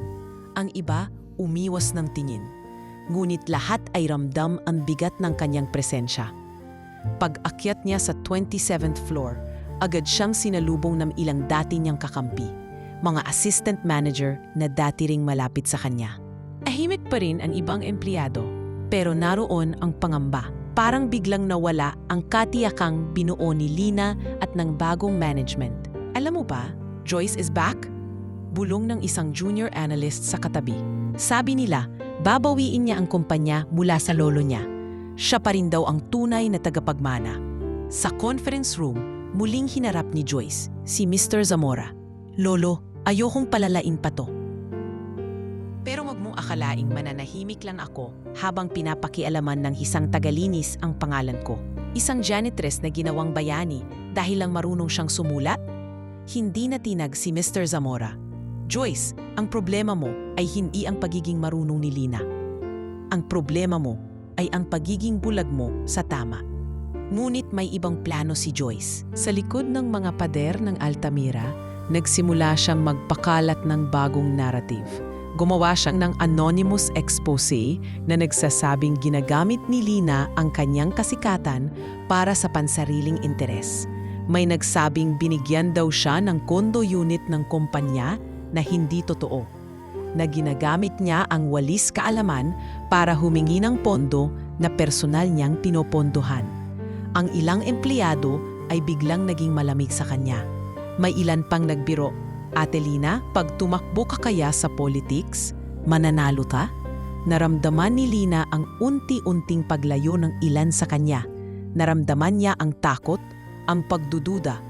Ang mga taong dating sumisigaw ng salamat ay tila biglang natahimik. Isang gabi, matapos ang klase sa university, nadatnan niya si Brian na nakatayo sa labas ng gate, may hawak na dalang paper bag at isang lumang libro. Uy, sabi ni Lina, pagod ang tinig, anong ginagawa mo rito? Gusto lang kitang makita, narinig ko ang balita. Tahimik silang naglakad pa uwi. Sa gitna ng daan, huminto si Brian. Alam mo, Lina, ang laban mo, hindi lang laban mo. Laban to ng lahat ng tao na minsang pinatigil sa pag-anzat dahil lang hindi sila galing sa taas. Hindi mo kailangan ipaliwanag ang sarili mo sa mga taong takot sa liwanag mo. Hindi sumagot si Lina. Ngunit sa kanyang dibdib, may mainit na piraso ng lakas na muling nabuhay. Totoo, bumalik ang kontrabida. Totoo, muling nilason ang paligid. Pero kung dati, tahimik lang siyang naglilinis ng sahig habang pinagtatawanan, ngayon, hindi na siya papayag ng muling burahin ang tinayong pangalan. Pag-uwi sa barracks, binuksan niya ang kanyang lumang notebook. Sa pinakahuling pahina, isinulat niya ang isang linya. Ang katotohanan, pwedeng matabunan, pero hindi mawawala. At kahit anong ingay ng impluensya, ang dangal ay maririnig ng mga may puso. At sa pahinang iyon, sinimulan niya ang bagong yugto ng paglaban. Tahimik, pero matibay. Lumipas ang ilang linggo mula nang muling pumasok si Joyce sa loob ng Altamira Holdings at bagaman wala na siyang formal na posisyon, ramdam ng marami ang dahan-dahan niyang paghugis muli ng impluensya. May mga dati niyang tauhan na muling lumalapit sa kanya. May mga department head na tila takot magsalita kapag siya ang naroroon. At sa kabila ng lahat, si Lina ay patuloy pa rin sa kanyang gabi-gabing klase, araw-araw na trabaho, at weekend outreach para sa walis kaalaman. Ngunit sa kanyang tahimik na mga gabi sa barracks, ramdam niyang unti-unti na namang nadudungisan ang sistemang pinaghirapan niyang ayusin. Isang hapon habang nasa HR lounge siya para sa meeting ng mga scholarship grantees, lumapit sa kanya si Attorney De La Peña, isa sa mga abogado sa board meeting noon na unang nagduda sa kanya. Miss Maravilla, bati nito. Medyo formal pa rin ang tono. Nais ka naming imbitahan sa panibagong pilot project ng kumpanya. Gagawa tayo ng bagong internal auditing system para mapatibay pa ang monitoring. Gusto ka sana namin isama sa design team. Napatingin si Lina. Halatang nagulat. Po, ako po? Tumango ang abogado. Ikaw ang nakakita ng mga pattern dati, di ba? At ikaw din ang may pinaka-ground level perspective. Kailangan ka namin. Nang gabing iyon, matapos ang klase, hindi makatulog si Lina. Hawak niya ang proposal draft ng bagong sistema. Gagamitin daw ng kumpanya ang isang third-party developer para gumawa ng isang real-time audit dashboard. Ang layunin, iwasan ang future anomalies. Magkaroon ng transparency sa branch-level spending at madetect agad ang posibleng fraud. Ngunit ang pinakakaiba, gusto ng kumpanya na si Lina mismo ang magsagawa ng integrity mapping ng bawat department patay sa kanyang mga obserbasyon at karanasan. Sa unang orientation meeting, kasama niya ang ilang IT consultant, auditors at compliance officers. Lahat ay mga bihasa sa kanilang larangan. At sa gitna ng conference table, isang babaeng dating janitress ang pinakinggan ng lahat. Ang problema po kasi minsan, hindi sa mga numero agad. Ang butas nagsisimula sa ugali.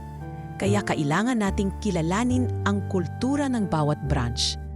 Sino ang laging naghahandle ng petty cash? Sino ang may history ng delay sa liquidation? At higit sa lahat, paano nating masusukat ang trustworthiness hindi lang base sa papel, kundi sa pattern ng kilos? Isa-isang tumango ang mga auditor. Isa sa kanila, si Ms. Resma, ay tahimik na nagsalita. Kung meron tayong makikitang pamantayan mula sa mismong mga frontline employee, baka ito ang pinaka-epektibong depensa nating laban sa inside job corruption. Simula noon, nilibot ni Lina ang bawat floor, bawat departamento. Hindi bilang tagalinis, kundi bilang internal behavior analyst, isang informal pero mahalagang papel. Nagpanggap siyang utility trainee sa isang branch, ops assistant sa isa pang opisina, at observer sa field site ng isa sa mga real estate project ng kumpanya. At mula roon, nagsimula siyang magsulat muli sa kanyang bagong notebook. May dagong mga titulo: Repetitive Petty Cash Request Without Project Movement, Approvals na walang kasamang physical receipt, Mabilis mag-liquidate pero walang physical inspection, at mga empleyadong madalas mag-overlap ng shift. Bakit? Hindi ito naging madali. May mga supervisor na kina-question ang presensya niya. May ilang nagsabing, bakit pa ba kailangang paimbestigahan ang lahat? Nagtatrabaho lang naman kami. Ngunit hindi nagpatinag si Lina. Palagi siyang mahinahon, palaging may rason, at higit sa lahat, palaging may maipapakitang ebidensya sa huli. Dahil sa kanyang mga ulat, nadiskubre ang isang regional operations officer na nagsasagawa ng monthly ghost reimbursements para sa di-umanong training sessions. Napatunayan na peke ang attendance logs at ang mga speaker na pinangalanan ay wala sa bansa noong mga PETSAM sinasabing may seminar. Ipinasa ito ni Lina sa bagong internal audit team at sinuspinde agad ang nasabing officer. Hindi nagtagal, lumawak ang tiwala ng kumpanya sa kanya. Inanyayahan siya ni Mr. Zamora sa quarterly strategy retreat ng Altamira. Doon, sa isang garden hall sa Tagaytay, sa harap ng mga department heads at board members. Ipinakita ni Lina ang buong framework ng kanyang isinulat. Project Linang, isang panukalang programa para sa ethical development ng mga empleyado ng kumpanya. Linang, isang salitang tumutukoy sa paghubog, paglinis at pag-unlad. Hindi po sapat na may bagong sistema ng auditing. Kailangan din po nating linangin ang ugali ng mga tao sa loob ng kumpanya. Kasi kahit gaano kaganda ang software, kung ang mga gumagamit ay may intensyon na mandaya, madidiskartehan pa rin yan. Pero kung ang bawat isa ay may dalang dangal, hindi lang sistema ang maayos, pati puso ng kumpanya. Umalingaw-ngaw ang palakpakan sa buong hall. Si Mr. Zamora na nakaupo sa unahan ay tahimik lang ngunit palihim na tumango. Habang pinapanood si Lina na tila hindi na ang dating janitress, kundi isang tunay na lider. Sa pagbalik nila sa Maynila, opisyal na isinama sa strategic plan ng Altamira ang Project Linang bilang bahagi ng taunang assessment ng bawat branch. Si Lina ay naging core mentor ng program, kasama si Professor Brian at isang maliit na team ng internal trainers. Sila ang bumuo ng modules, sila rin ang nagsasagawa ng simulation, at sila ang personal na kumakausap sa bawat empleyado mula sa janitor hanggang sa AVP.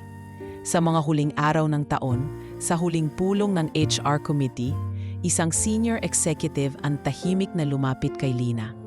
Alam mo ba minsan, naiisip ko, kung hindi nangyari lahat ng yun kay Joyce, baka hindi rin tayo umabot sa ganito kagandang pagbabago. Tumingin si Lina sa executive at ningitian. Minsan po, kailangan talagang madapa para matutong maglinis ng sarili. Sa kanyang barracks, habang pinupunasan ang kanyang lumang mop na ngayon ay nakasabit na lang sa sulok bilang alaala, binuksan niya ang bagong notebook. Sa unang pahina, isinulat niya, ang sistema hindi lang ini-install, binubuhay ito sa araw-araw na kilos ng bawat isa. At kung may basura man sa loob, tayo rin ang dapat magwalis.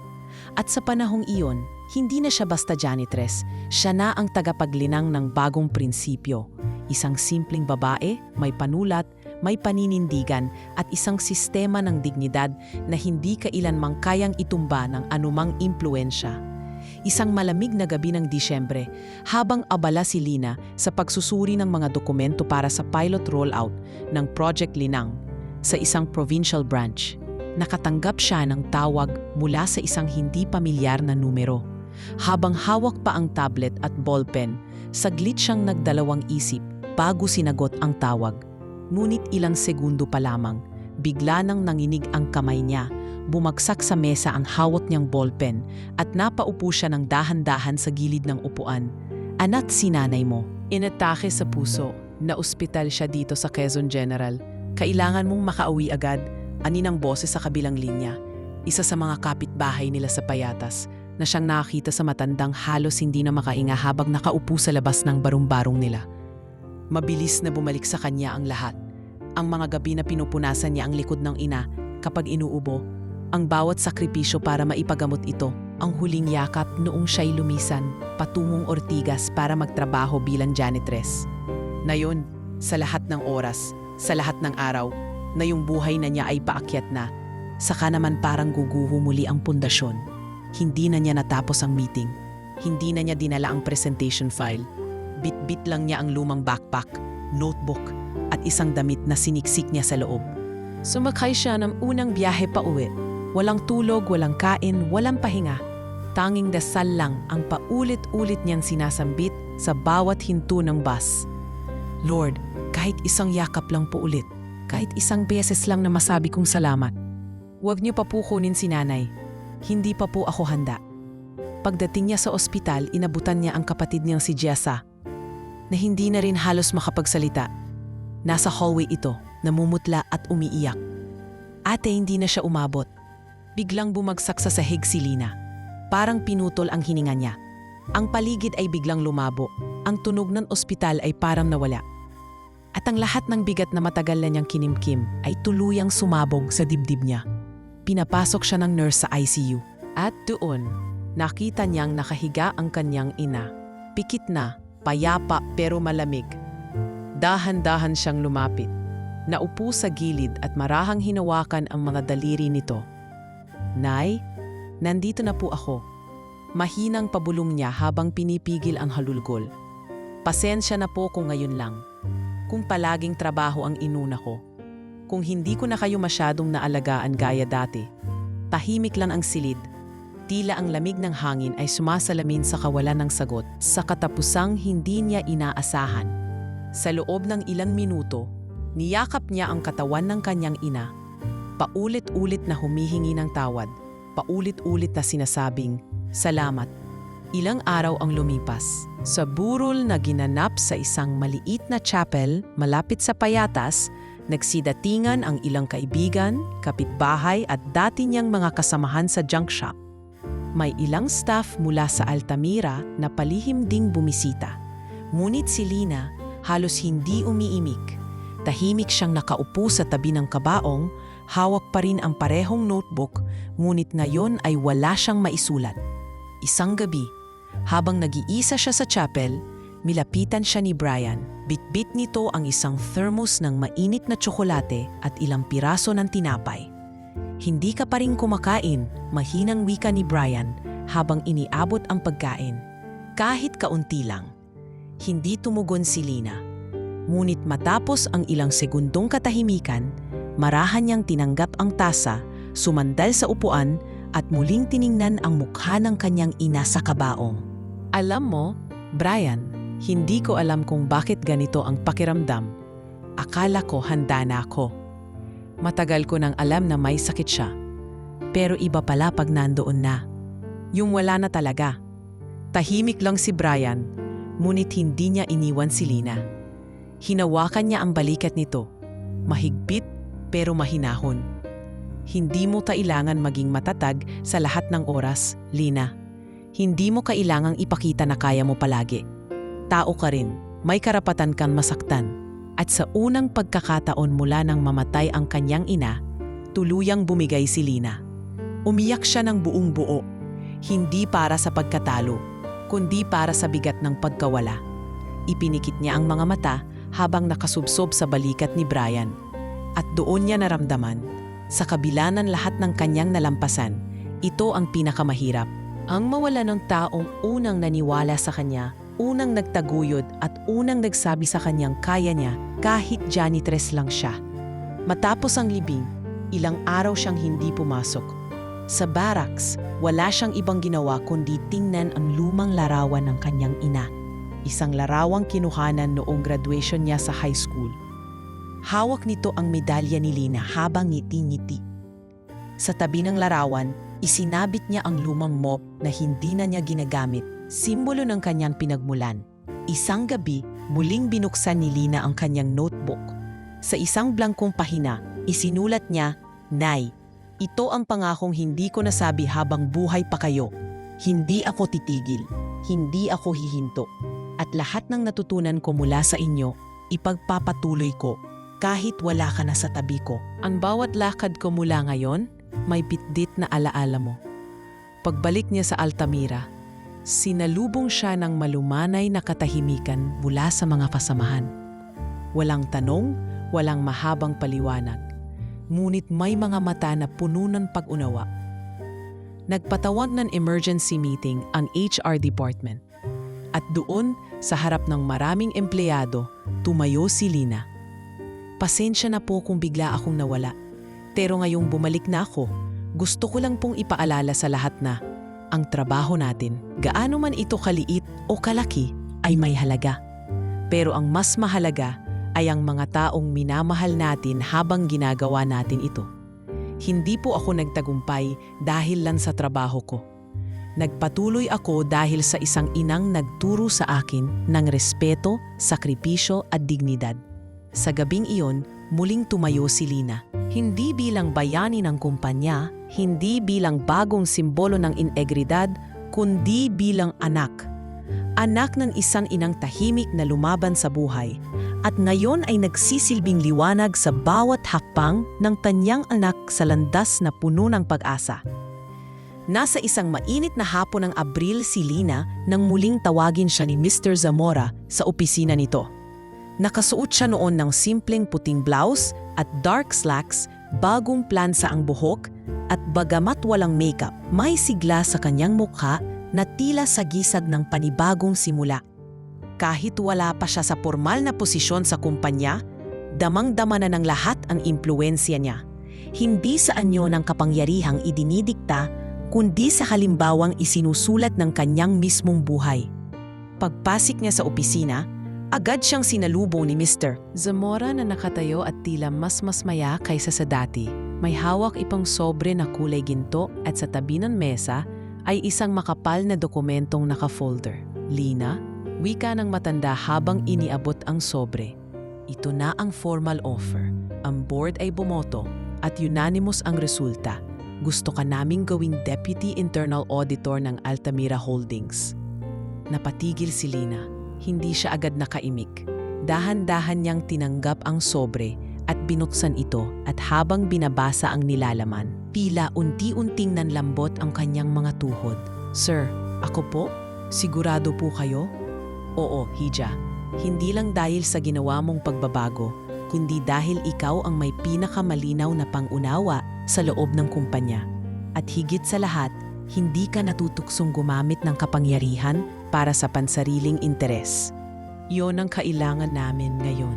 Tahimik si Lina, pinagmasdan niya ang paligid, ang mga painting sa dingding, ang mamahaling karpet, ang lamesang matibay at makintab. Noon, nililinis lang niya ang sahig sa silid na ito. Ngayon, siya na ang inaalok na maupot magdesisyon para sa kinabukasan ng kumpanya. Isang matamis pero mabigat na realidad. Kinagabihan, habang nasa barracks, binuksan ni Lina ang notebook niya. Sa isang bagong pahina, isinulat niya, "Handa na ba akong lumipat sa kabilang panig? Mula sahig ngayon ay mesa na? Pero makakalimot ba ako sa alikabok ng pinanggalingan ko?" Nang sumunod na araw, muling tumumo si Lina sa opisina ni Mr. Zamora. May dalang liham at isang kopya ng planong idinisenyo niya sa kanyang free time. Umupo siya at matapos ang ilang minuto ng katahimikan, nagsalita, "Sir, tatanggapin ko po ang alok. Pero may kondisyon po ako." Tumango si Mr. Zamora, interesado. "Ano iyon, Lina?" "Gusto ko pong itayo ang isang pilot program sa loob ng kumpanya para sa mga empleyado na tulad ko. Utility staff, messenger, canteen aide. Gusto ko po silang turuan ng basic finance, ethics at leadership. Kung papayag po ang board, tatawagin ko pong from floor to board." Nagkatitigan sila ni Mr. Zamora. At pagkatapos ng ilang segundo, ngumiti ang matanda. "Mas lalo akong humanga sa iyo, Lina. Hindi ka lang umaakyat, hinihila mo rin ang iba paakyat. Sige, aprobado na yan at ikaw ang magiging tagapangulo ng programa." Mabilis ang naging pag-usad ng lahat. Sa loob ng 2 linggo, inilunsad ang pilot session ng From Floor to Board, isang weekend workshop para sa mga empleyado na may pangarap pero walang access sa oportunidad. Pinili ni Lina ang ilang mga kasamahan niyang janitor, canteen helper at security personnel bilang unang batch. Tinuruan niya ang mga ito ng tamang pag-budget, pag-interpret ng basic reports at higit sa lahat, ang halaga ng pananagutan sa anumang gawain. Ang una kong trabaho ay magwalis, paliwanag ni Lina sa unang araw ng training. At natutunan ko, ang walis ay hindi lang panlinis. Isa rin itong simbolo ng pag-ahalaga. Kung ang simpleng sahig ay pinapahalagahan mo, paano pa kaya ang desisyon na makakaapekto sa buong kumpanya? Sa loob ng programa, lumitaw ang mga kwentong katulad ng kay Lina. Isang messenger na gustong maging field supervisor, isang janitress na marunong sa Excel pero walang chance gamitin ito, isang guard na matagal nang nagtatabi ng kopya ng HR policy para lang matuto. Isa-isang inilapit ni Lina ang kanilang kwento sa HR. Ilan ay nakakuha ng scholarship, ilan ay ina-resign sa admin support roles. At ang pinakamahalaga, nabuksan ang puso ng management sa hindi nakikitang yaman sa mga taong hindi nabibigyang pansin. Habang lumalalim ang involvement ni Lina sa mga gawain ng kumpanya, napansin ng marami na hindi siya lumipat ng tirahan. Nananatili pa rin siya sa lumang barracks. Nagtutulungan pa rin sila ng mga janitor sa umaga bago mag-duty. At tuwing gabi, madalas pa ring makita si Lina na nakaupo sa may sulok ng pantry, nagkakape, nagsusulat sa notebook. Isang gabi, kinausap siya ni Carla. "Ate, bakit hindi ka lumipat sa corporate housing? May libreng unit na sa executive floor." Ngumiti si Lina. "Ayokong malayo sa mga taong pinanggalingan ko. Dito ako nakahanap ng direksyon. Ayokong mawala yon." Ngunit nang dumating ang kanyang unang buwan ng sahod bilang Deputy Internal Auditor, may ginawa siyang hindi inaasahan. Binili niya ng mga bagong cleaning supplies ang buong janitorial team. Hindi lang basta mop at bleach, kundi ergonomic cleaning carts, protective gloves, at kahit medical kit. Sa gitna ng opisina, isinagawa ang simpleng turnover ceremony. At si Lina mismo ang nag-abot ng mga kagamitan. Wala itong halaga kung hindi ko ito maibabahagi sa inyo. Kayo ang kasama ko sa unang hakbang at gusto ko habang umaakyat ako, kayo rin ay umaakyat. Umalingaw-ngaw ang palakpakan sa buong labi. At sa mga mata ng mga utility staff, hindi nila nakitang isang boss si Lina. Nakita nila ang isang kasama, kapwa at kaibigan. Sa huling bahagi ng buwan, muling binuksan ni Lina ang kanyang notebook. Sa isang bagong pahina, isinulat niya ang tunay na pag-angat, hindi lang pagsampa sa mataas na posisyon. Ang tunay na tagumpay ay kapag nagawa mong gawing tulay ang sarili mo para makatawid ang iba. At habang sinasara niya ang notebook, nakatingin siya sa kanyang lumang mop na nakasabit pa rin sa sulok. Hindi niya ito kailanman itatapon. Sapagkat iyon ang paalala na sa bawat malaking desisyon, sa bawat hamon ng responsibilidad, may pinanggalingang sahig na minsang nilinis ng kanyang mga kamay. At mula roon, nag-ugat ang kanyang dangal habang patuloy na sumisikat ang pangalan ni Lina sa loob ng Altamira Holdings bilang bagong mukha ng pagbabago. Tahimik ding lumalalim ang ugnayan nila ni Brian, ang dating propesor sa kanyang gabi-gabing klase, ngayon naging matalik na kaibigan. At unti-unting tumatawid sa isang damdaming hindi na maitago sa pagitan ng mga titig, ng tahimik na pagdamay at ng mga pangyayaring hindi na kailangan ng salita. Madalas silang magkausap tuwing gabi matapos ang kanilang magkaibang trabaho. Si Brian, bilang instructor at part-time consultant ng training program ng kumpanya, at si Lina bilang Deputy Internal Auditor at tagapangulo ng From Floor to Board. Sa tuwing nauubos ang lakas ni Lina mula sa sunod-sunod na meeting, saka siya aabutan ni Brian ng mainit na kape sa kantin, sabay upo sa tapat niya at isang tanong lang ang ibubulong. Kaya pa ba? Hindi kailanman naging mabilis ang takbo ng damdaming ni Lina. Sanay siyang pigilan ang sarili. Ilagay ang focus sa trabaho at iwasang madala ng emosyon. Ngunit sa katahimikan ni Brian, sa pagrespeto nito sa kanyang espasyo at sa paraan ng lalaki na hindi kailanman namhusga o nakiusap ng sobra, doon siya unti-unting nahulog. At kahit hindi nila binibigkas, alam nilang pareho, may namamagitan sa kanilang dalawa. Isang araw, matapos ang graduation ng ikatlong batch ng From Floor to Board Scholars, nagtungo sina Lina at Brian sa isang maliit na tarinderya malapit sa opisina. Doon, habang kumakain ng simpleng tapsilog at pansit, naglakas loob si Brian. Lina, mahinang simula niya. Matagal na tayong magkasama. Nakita ko ang pag-angat mo, ang mga sakit na tinis mo, at kung paano mo pinalakas ang mga tao sa paligid mo. Pero sa likod ng lahat ng yon, gusto kong sabihin na naputol siya sa gitna ng pagsasalita. Hindi dahil sa kaba, kundi dahil sa pagtingin ni Lina. Hindi ito matamis, hindi rin ito malamig. Ang mga mata nito ay puno ng damdaming pinag-isipan, pinagtibay at may halong takot. Brian, natatakot ako, sagot ni Lina. Hindi dahil hindi kita gusto, kundi dahil hindi ko alam kung kaya kong mahalin ang isang tao habang marami pa akong hindi natatapos sa buhay ko. Napangiti si Brian.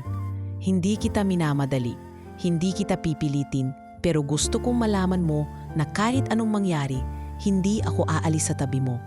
Nandito lang ako, hindi dahil kailangan mo ako, kundi dahil gusto kitang samahan kahit saan ka papatungo. Mula noon, hindi na nila kailangang banggitin pa. Sa bawat araw, mas naging tahimik ang pag-ibig nila. Ngunit ito ang klase ng pagmamahal na hindi kailangang ipagsigawan. Isang uri ng pagdamay na sapat ng maramdaman sa bawat sulyap, bawat bitbit ng baon, bawat paghihintay sa labas ng gate kahit umuulan. Isang gabi, habang nag-uusap sila sa tapat ng barracks, biglang naikwento ni Brian ang isang bagay na hindi pa niya nababanggit kailanman. Alam mo bang dati akong anak ng isang executive? Ang tatay ko, dati ring auditor sa isang multinasyonal. Pero nalulong siya sa bisyo at sa bandang huli, nag-collapse ang pangalan niya dahil sa kasong katiwalian. Kami ni Mama nawalan ng lahat. Kaya mula high school hanggang college, nagtrabaho ako bilang janitor sa gabi para lang makapasok sa kolehiyo. Kaya siguro malapit ako sa'yo. Hindi agad nakaimik si Lina, ngunit sa kanyang puso, may bigla siyang naramdamang higit pa sa damdamin, isang koneksyon. Parang biglang nagtagpo ang dalawang kaluluwang pareho ng pinagdaanan. Parehong may sugat na matagal nang hindi pinaghihilom at ngayoy dahan-dahan nang nagkakakulay muli. Lumipas pa ang mga buwan. Sa kalagitnaan ng kanilang pagtuturo sa bagong batch ng trainees, tinanong siya ni Brian sa harap ng grupo. Kung bibigyan ka ng pagkakataon, anong pangalan ang gusto mong ilagay sa bagong training center? Simple lang, sagot ni Lina. Yung hindi nakakalimot kasi lahat tayo pwedeng umangat, pero hindi lahat marunong lumingon. Ilang linggo matapos iyon, opisyal nang pinasinayaan ang bagong training center ng Altamira. Isang multipurpose room para sa mga frontline staff, scholars at community trainees. Sa harap ng pinto ay may nakapintang karatula na gawa sa kahoy. The Lina Room for those who rise with dignity. Isang hapon, habang sinusuri ni Lina ang listahan ng scholars para sa susunod na cycle, may kumatok sa pintuan ng kanyang opisina. Pagbukas niya, si Brian. Nakatayo ito, may hawak na maliit na kahon at tila kinakabahan. Alam kong marami ka pang pinapasan, Lina, pero gusto ko lang itanong kung sakali lang, kapag okay na lahat, pwede ba akong maging tahanan mo? Dahan-dahan niyang binuksan ang kahon. Isang simpleng silver ring, walang bato, walang engrave, ngunit napuno ng bigat at kahulugan. Hindi agad sumagot si Lina, ngunit numiti siya, at sa kanyang mga mata ay malinaw ang sagot. Pwede kitang mahalin, Brian, pero sa paraan na hindi aalis sa pinanggalingan at hindi iiwan ng mga taong kailangan pa akong gabayan. Kung kaya mong tandapin yon. Oo, tumamo si Brian, may ngiting halos may luha sa gilid ng mata. Yon lang ang hinihintay ko. At sa gitna ng gabi, habang nakaupo silang dalawa sa labas ng training center, nagsusulat si Lina sa kanyang notebook. Hindi lahat ng pag-ibig kailangang agad. Minsan mas mahalaga yung sabay kayong tumitindig. Sa dulo, hindi sa altar na susukat ang pagmamahal, kundi sa panahong piniling hindi umalis kahit walang kasiguraduhan. At sa sandaling iyon, tuluyang naunawaan ni Lina na hindi lang pala respeto at prinsipyo ang kayang itaguyod ng isang tao mula sa sahig. Pati pag-ibig, kaya niyang patatagin sa gitna ng mundong puno ng pag-aalinlangan. Naging mas abala pa ang mga sumunod na buwan kay Lina. Ang bawat araw ay puno ng pulong, pagsusuri ng mga bagong programa, pagbisita sa mga provincial branch para sa compliance orientation, at gabi-gabing pagbabalik tanaw sa mga sulat niya sa notebook. Sa kabila ng kaliwat ka ng pagkilala, mga bagong responsibilidad at lumalalim na relasyon kay Brian, nanatili siyang simple, naka-sandals, may dalang tote bag at isang lumang ballpen pa rin ang gamit sa mga audit report niya. Ngunit sa kabila ng kanyang pag-iwas sa eksena ng kasikatan, hindi ito naitago sa mga mas nakakataas.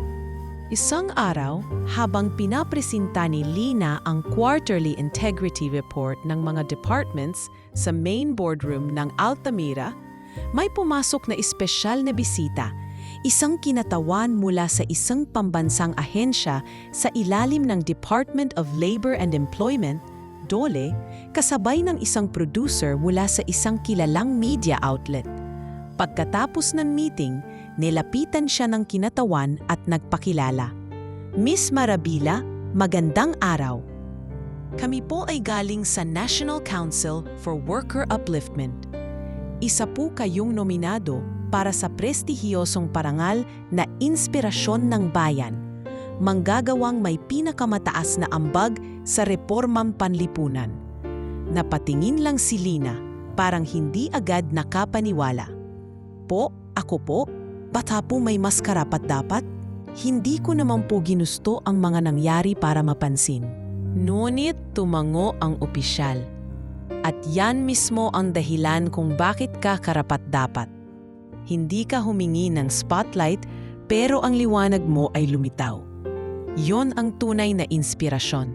Sa loob ng ilang linggo, nagkaroon ng maikling dokumentaryo tungkol sa buhay niya, mula sa tambakan ng payatas, sa pagiging janitress, hanggang sa pagiging Deputy Internal Auditor. Hindi ito drama. Hindi rin ito tinimplahan ng luha para sa ratings. Bagkus, ipinakita rito ang katahimikan ng kanyang mga tagumpay, ang mga gabi ng pagpupuyat sa barracks habang nagsusulat, at ang tahimik niyang pamumuno sa loob ng isang sistemang dati nagbubulag-bulagan. Paglabas ng dokumentaryo, bumaha ang mga mensahe ng suporta mula sa mga dating kasamahan sa tambakan, sa guro niyang si Ma'am Letty noong high school, hanggang sa mga batang scholar sa ilalim ng kanyang training program. Lahat ay may iisang sinasabi. Salamat, Lina, dahil pinatunayan mong pwede pala. At nang sumapit ang araw ng parangal, ginanap ito sa isang eleganteng convention hall sa Quezon City. Dinaluhan ng mga kilalang personalidad mula sa business, education at labor sector. Suot ang isang simpleng dark green dress na inarkila lang sa isang shop malapit sa Quiapo. Tahimik na naupo si Lina sa gitna ng mga nominee. Ang taong ito ay hindi kailanmang humiling ng kapangyarihan. Pero sa kanyang integridad at tapang, napilitan ang sistema na kilalanin siya. Ani ng host. Siya ay dating janitress, ngayoy tagapagturo, tagapagsuri at tagapaglinang ng prinsipyo sa isang dambuhalang kumpanya. Mga kababayan, kilalanin nating Inspirasyon ng Bayan 2025, Ginong Lina Maravilla. Napatayo ang lahat, palakpakan, luha, pagtango. Sa gitna ng stage, nakatayo si Lina, hindi makatingin ng diretso sa kamera. Hawak ang medalya at ang plaque na nagsasabing ang pagiging totoo ay isa sa pinakamataas na antas ng tagumpay. Pagka-uwi, hindi niya dinala sa opisina ang tropeyo. Sa halip, ibiniting niya ito sa maliit na dingding ng barracks, katabi ng lumang picture ng kanyang ina at ng mop na una niyang ginamit. At sa ibaba nito, ipinatong niya ang maliit na karatula na siya mismo ang sumulat. Hindi ko ito nakuha para ipagmalaki, kundi para ipaalala sa sarili na kailan may wag lalayo sa pinanggalingan. Kinabukasan, sa isang General Assembly ng Altamira, muling tinawag si Lina sa entablado. Ngunit na yung araw na ito, hindi lang siya kinikilala. Isa sa mga abogado ng kumpanya, si Attorney Gregorio, ang humarap at humingi ng salita. Miss Maravilla, panimula nito. Noong una kitang makita, isa ako sa mga hindi naniwala sa'yo. Isa ako sa mga abogado na nagtaas ng kilay at nagsabing, bakit siya? Pero gusto kong personal na humingi ng tawad. Dahil sa loob ng isang taon, nakita naming lahat ang hindi lang husay mo, kundi ang dangal mong hindi matutumbasan ng alinmang diploma. Hindi na napigilan ni Lina ang luha. Mabilis niya itong pinunasan, ngunit sabay abot ng kamay sa abogado. Salamat po, pero kung ako man po ay nagtagumpay, iyon ay dahil hindi ko kailanman hinayaang kainin na to ng galit. At sa halip na gantihan ang pamamaliit, pinili kong tahimik na magpatuloy. Sa mga sumunod na araw, sunod-sunod ang imbitasyon sa kanya bilang guest speaker sa iba't ibang universidad. Sa bawat eskwelahang pinuntahan niya, pare-pareho ang mensahe. Hindi hadlang ang pinagmulan para mangarap. Hindi mo kailangan ng matayog na pangalan para makagawa ng tama. At kung walis lang ang hawak mo, siguruhin mong paglilinis ang layunin mo, hindi pagdadala ng dumi. Sa pinakahuling seminar na dinaluhan niya sa isang technical vocational school, nilapitan siya ng isang batang lalaki na may bitbit na bulaklak na gawa sa recycled plastic. Ate Lina, anito, pangarap ko rin pong maging auditor balang araw. Kahit po nanay ko lang ang nagtataho, gusto ko pong makatulong sa kanya. Lumuhod si Lina sa harap ng bata, kinuha ang bulaklak at bumulong. Hindi lang ang nanay mong nagtataho, siya ang nagtutulak ng buhay mo. At ikaw ang magpapatunay na lahat ng sakripisyo niya may patutunguhan. Nang gabing iyon sa kanyang barracks, isinulat muli ni Lina sa notebook. Ang gantimpala ng katapatan ay hindi tropeo, hindi titulo, kundi ang mga matang natututo, ang mga pusong sumisidhi, at ang panahong lumilipas, pero hindi nakakalimot. Kaya sa tuwing magdududa ako, babalikan ko ang sandaling ito at magsisimula ulit. At habang pinapatay niya ang ilaw, tiningnan niya ang kanyang reflection sa maliit na salamin. Hindi na siya si Lina na tahimik sa sulok. Siya na ngayon ang babaeng pinili ang prinsipyo kahit maraming pinto ang sarado, at pinatunayan sa kanyang sariling paraan na ang katapatan ay laging nagbubunga.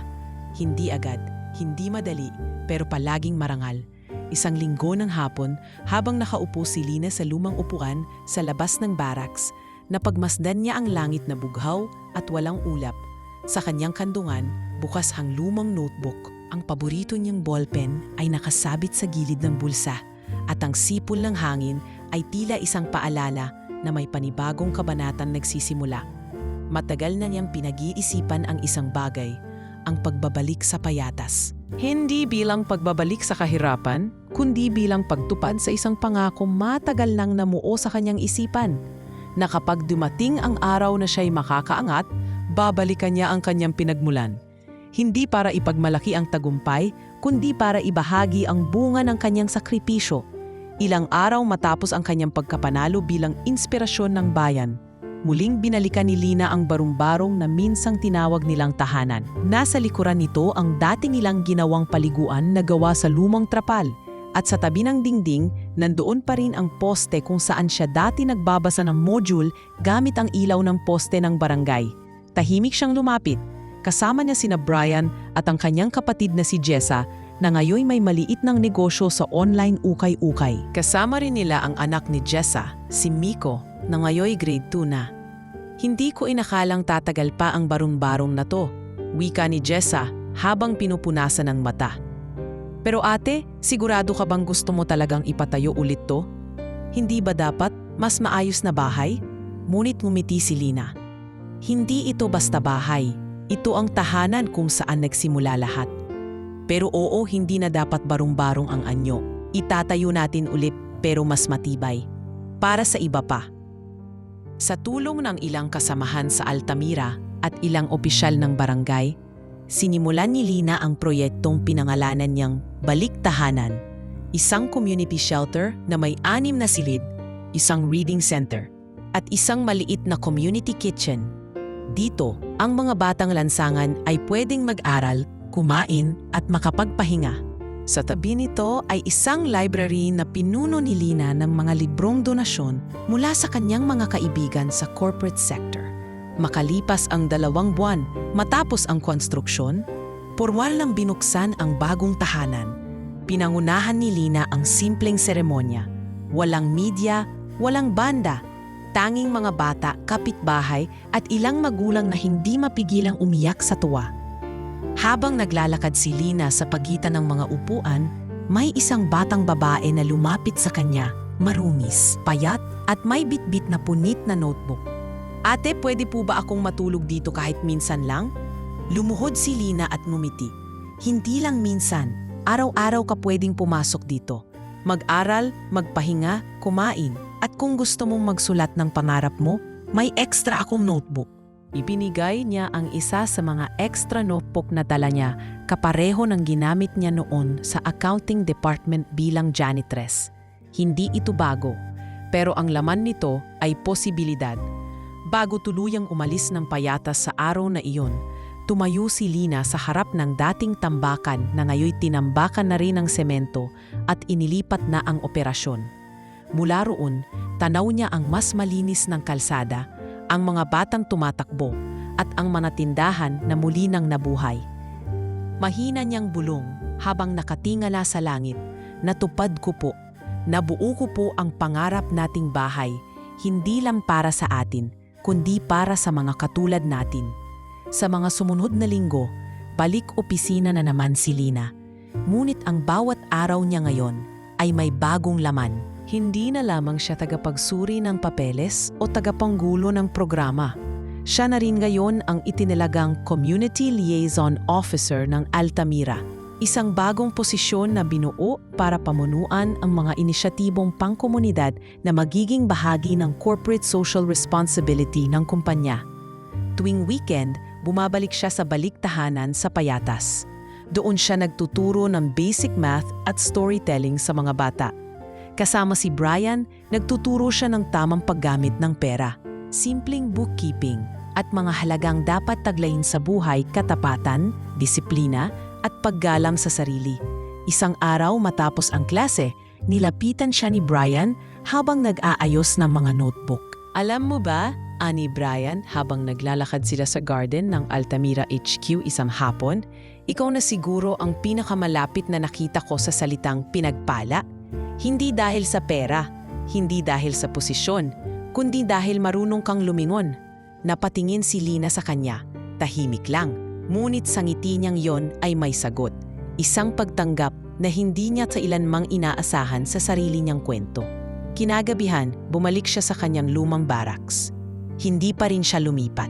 Ayaw niyang mawalan ng ugnayan sa mga kasamahan niyang dati ay kasama niyang namumulot ng basura, nagbabahagi na ng baon at nagtutulungan sa paglilinis ng bawat sulok ng kumpanya.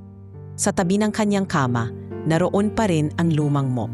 Nakasabit ito, hindi nagamit, pero pinapahiran niya pa rin ng langis paminsan-minsan upang huwag kalawangin.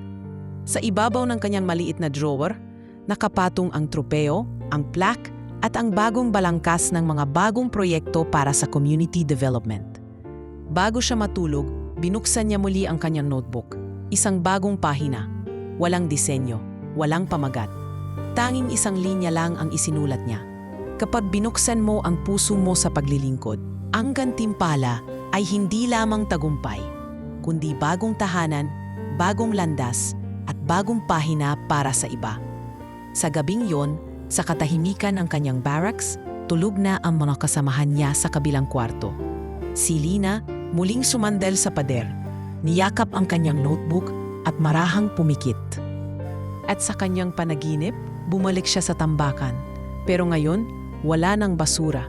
Sa halip, puno ito ng bata. Nakangiti, may hawak na papel at nagsusulat ng kanilang mga pangarap.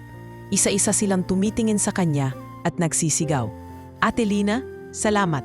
At sa panaginip na iyon, sa unang pagkakataon, tumingin si Lina sa sarili niya, hindi bilang janitress, hindi bilang auditor, hindi bilang bayani, kundi bilang tahanan. 1 taon matapos ang pagbubukas ng baliktahanan. At halos 3 taon mula nang unang pumasok si Lina bilang janitress sa Altamira Holdings, tila naging tahimik na ang daloy ng kanyang buhay.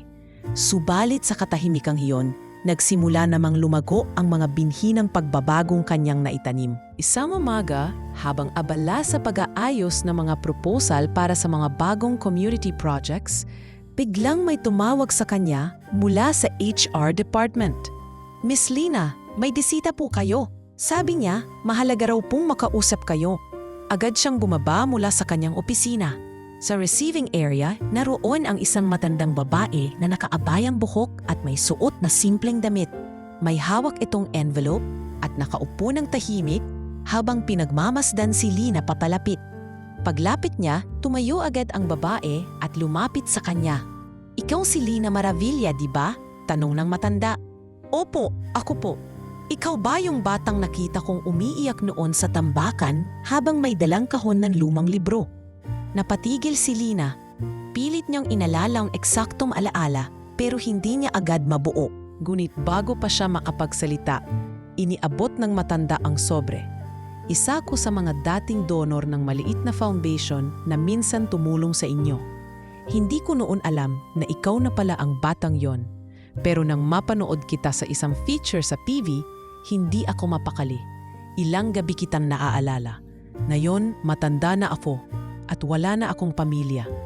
Pero ang tanging yaman ko ay isang maliit na lote sa San Mateo at kaunting ipon mula sa pensyon." Napatitig si Lina sa sobre. Bukas ito at sa loob ay may mga titulo ng lupa at ilang dokumento ng paglipat ng ari-arian. "Gusto kong ipaubaya ito sa iyo, Lina, hindi para sa sarili mo, kundi para sa mga batang gaya mo noon. Gusto kong magamit mo yan para ipagpatuloy ang ginagawa mong pagbabago. Ako na ang huling babalik sa tambakan. Pero sana ikaw ang unang makakapagtayo ng pag-asa sa lugar na iyon." Hindi makakibo si Lina. Napatingin siya sa papel, tapos sa matanda, tapos muli sa papel. Parang muling bumalik sa kanya ang alaala ng lumang kahon na iyon. Ang gabi ng ulan habang binabasa niya ang lumang libro ng accounting at ang araw na unang sumuko ang kanyang ina sa hirap. Hindi ko po alam kung ano ang sasabihin. Garalgal ang tinig niya. Pero kung ito po ang hangad ninyo, pangako ko, hindi po ito masasayang. Ilang linggo ang lumipas, pinatawag ni Lina ang buong community team ng Altamira. Kasama sina Brian, ilang scholar graduates ng From Floor to Board at ilang lokal na lider ng payatas. Sa isang maliit na conference room, ipinresenta ni Lina ang plano. Pagtatayo ng isang Leadership and Livelihood Training Institute sa bagong lote sa San Mateo na tatawaging Tahanan ng Katuparan. Hindi ito ordinaryong training center, paliwanag niya. Dito ang bawat batang katulad natin ay matuturuan hindi lang ng skill, kundi ng prinsipyo. Hindi lang ng accounting, kundi ng integridad. Hindi lang ng pagsasalita, kundi ng pakikinig. Hindi lang ng pag-akyat, kundi ng paglingon. Ang balak ay paunti-unting itayo ito. Isang silid-aralan kada buwan, isang workshop kada linggo, at isang buhay na binabago kada araw. Gagamitin nila ang income ng community printing business na una na niyang sinimulan kasama si Jessa, pati na rin ang donasyon ng ilang alumni at dating trainees na ngayoy mga team leaders na rin sa iba't ibang kumpanya. Sa gitna ng lahat ng ito, hindi na muling naghanad si Lina ng bagong titulo o posisyon. Tinanggihan niya ang alok ng promotion bilang Vice President for Ethics and Compliance sa Altamira. Ang dahilan niya? Mas marami akong natutulungan sa baba. Ayokong umangat kung mawawala ang tanaw sa lupa. Nagulat ang board. Isa itong unprecedented na desisyon, pero wala ni isa ang tumutol. Sa halip, iginawad sa kanya ang honorary board seat bilang Advocate for Human Capital Integrity, isang posisyon na walang sweldo pero may kapangyarihan upang magpayo sa mga pulisiya ng kumpanya. At sa kauna-unahang pagkakataon sa kasaysayan ng Altamira, ang isang dating janitress ay naging opisyal na tagapayo sa boardroom kung saan siya dati nagwawalis lamang. Isang araw, habang nasa gitna ng training session sa bagong tahanan ng katuparan, may isang batang lalaking tumayo, payat, may itim na libro sa kamay at nagtanong, "Ate Lina, lahat ba ng mahirap pwedeng magtagumpay?" Tahimik si Lina saglit, saka ngumiti at lumuhod sa harap ng bata. "Hindi ko masasagot yan ng oo kung ang sukatan mo ng tagumpay ay pera o posisyon. Pero kung ang tagumpay ay ang kakayahang baguhin ang buhay ng iba habang hindi mo kinakalimutan ang sarili mo, oo, lahat kayo, lahat tayo, kayang magtagumpay." Tumayo siya, tumingin sa mga batang nakapaligid sa kanya at inilabas ang isa pang notebook, bagong-bago, walang sulat at ibinigay sa batang lalaki. "Simulan mo rito, isulat mo ang lahat ng tanong mo at balang araw, ikaw na ang sasagot niyan sa ibang bata." Kinagabihan, habang magkahawak kamay silang naglalakad pa uwi ni Brian mula sa center, nagtanong ang lalaki sa kanya, "Kung sakaling hindi ka napasok sa Altamira, sa tingin mo, nasaan ka ngayon?" Matagal bago nakasagot si Lina. Sa dulo, humina siya ng malalim at marahang tumingin sa langit. "Siguro, nasa isang sulok pa rin ako ng barracks. Nagwawalis." Walang naririnig na boses. Walang nakakakita. Pero siguro rin, kahit wala ako sa Altamira, hindi pa rin ako titigil.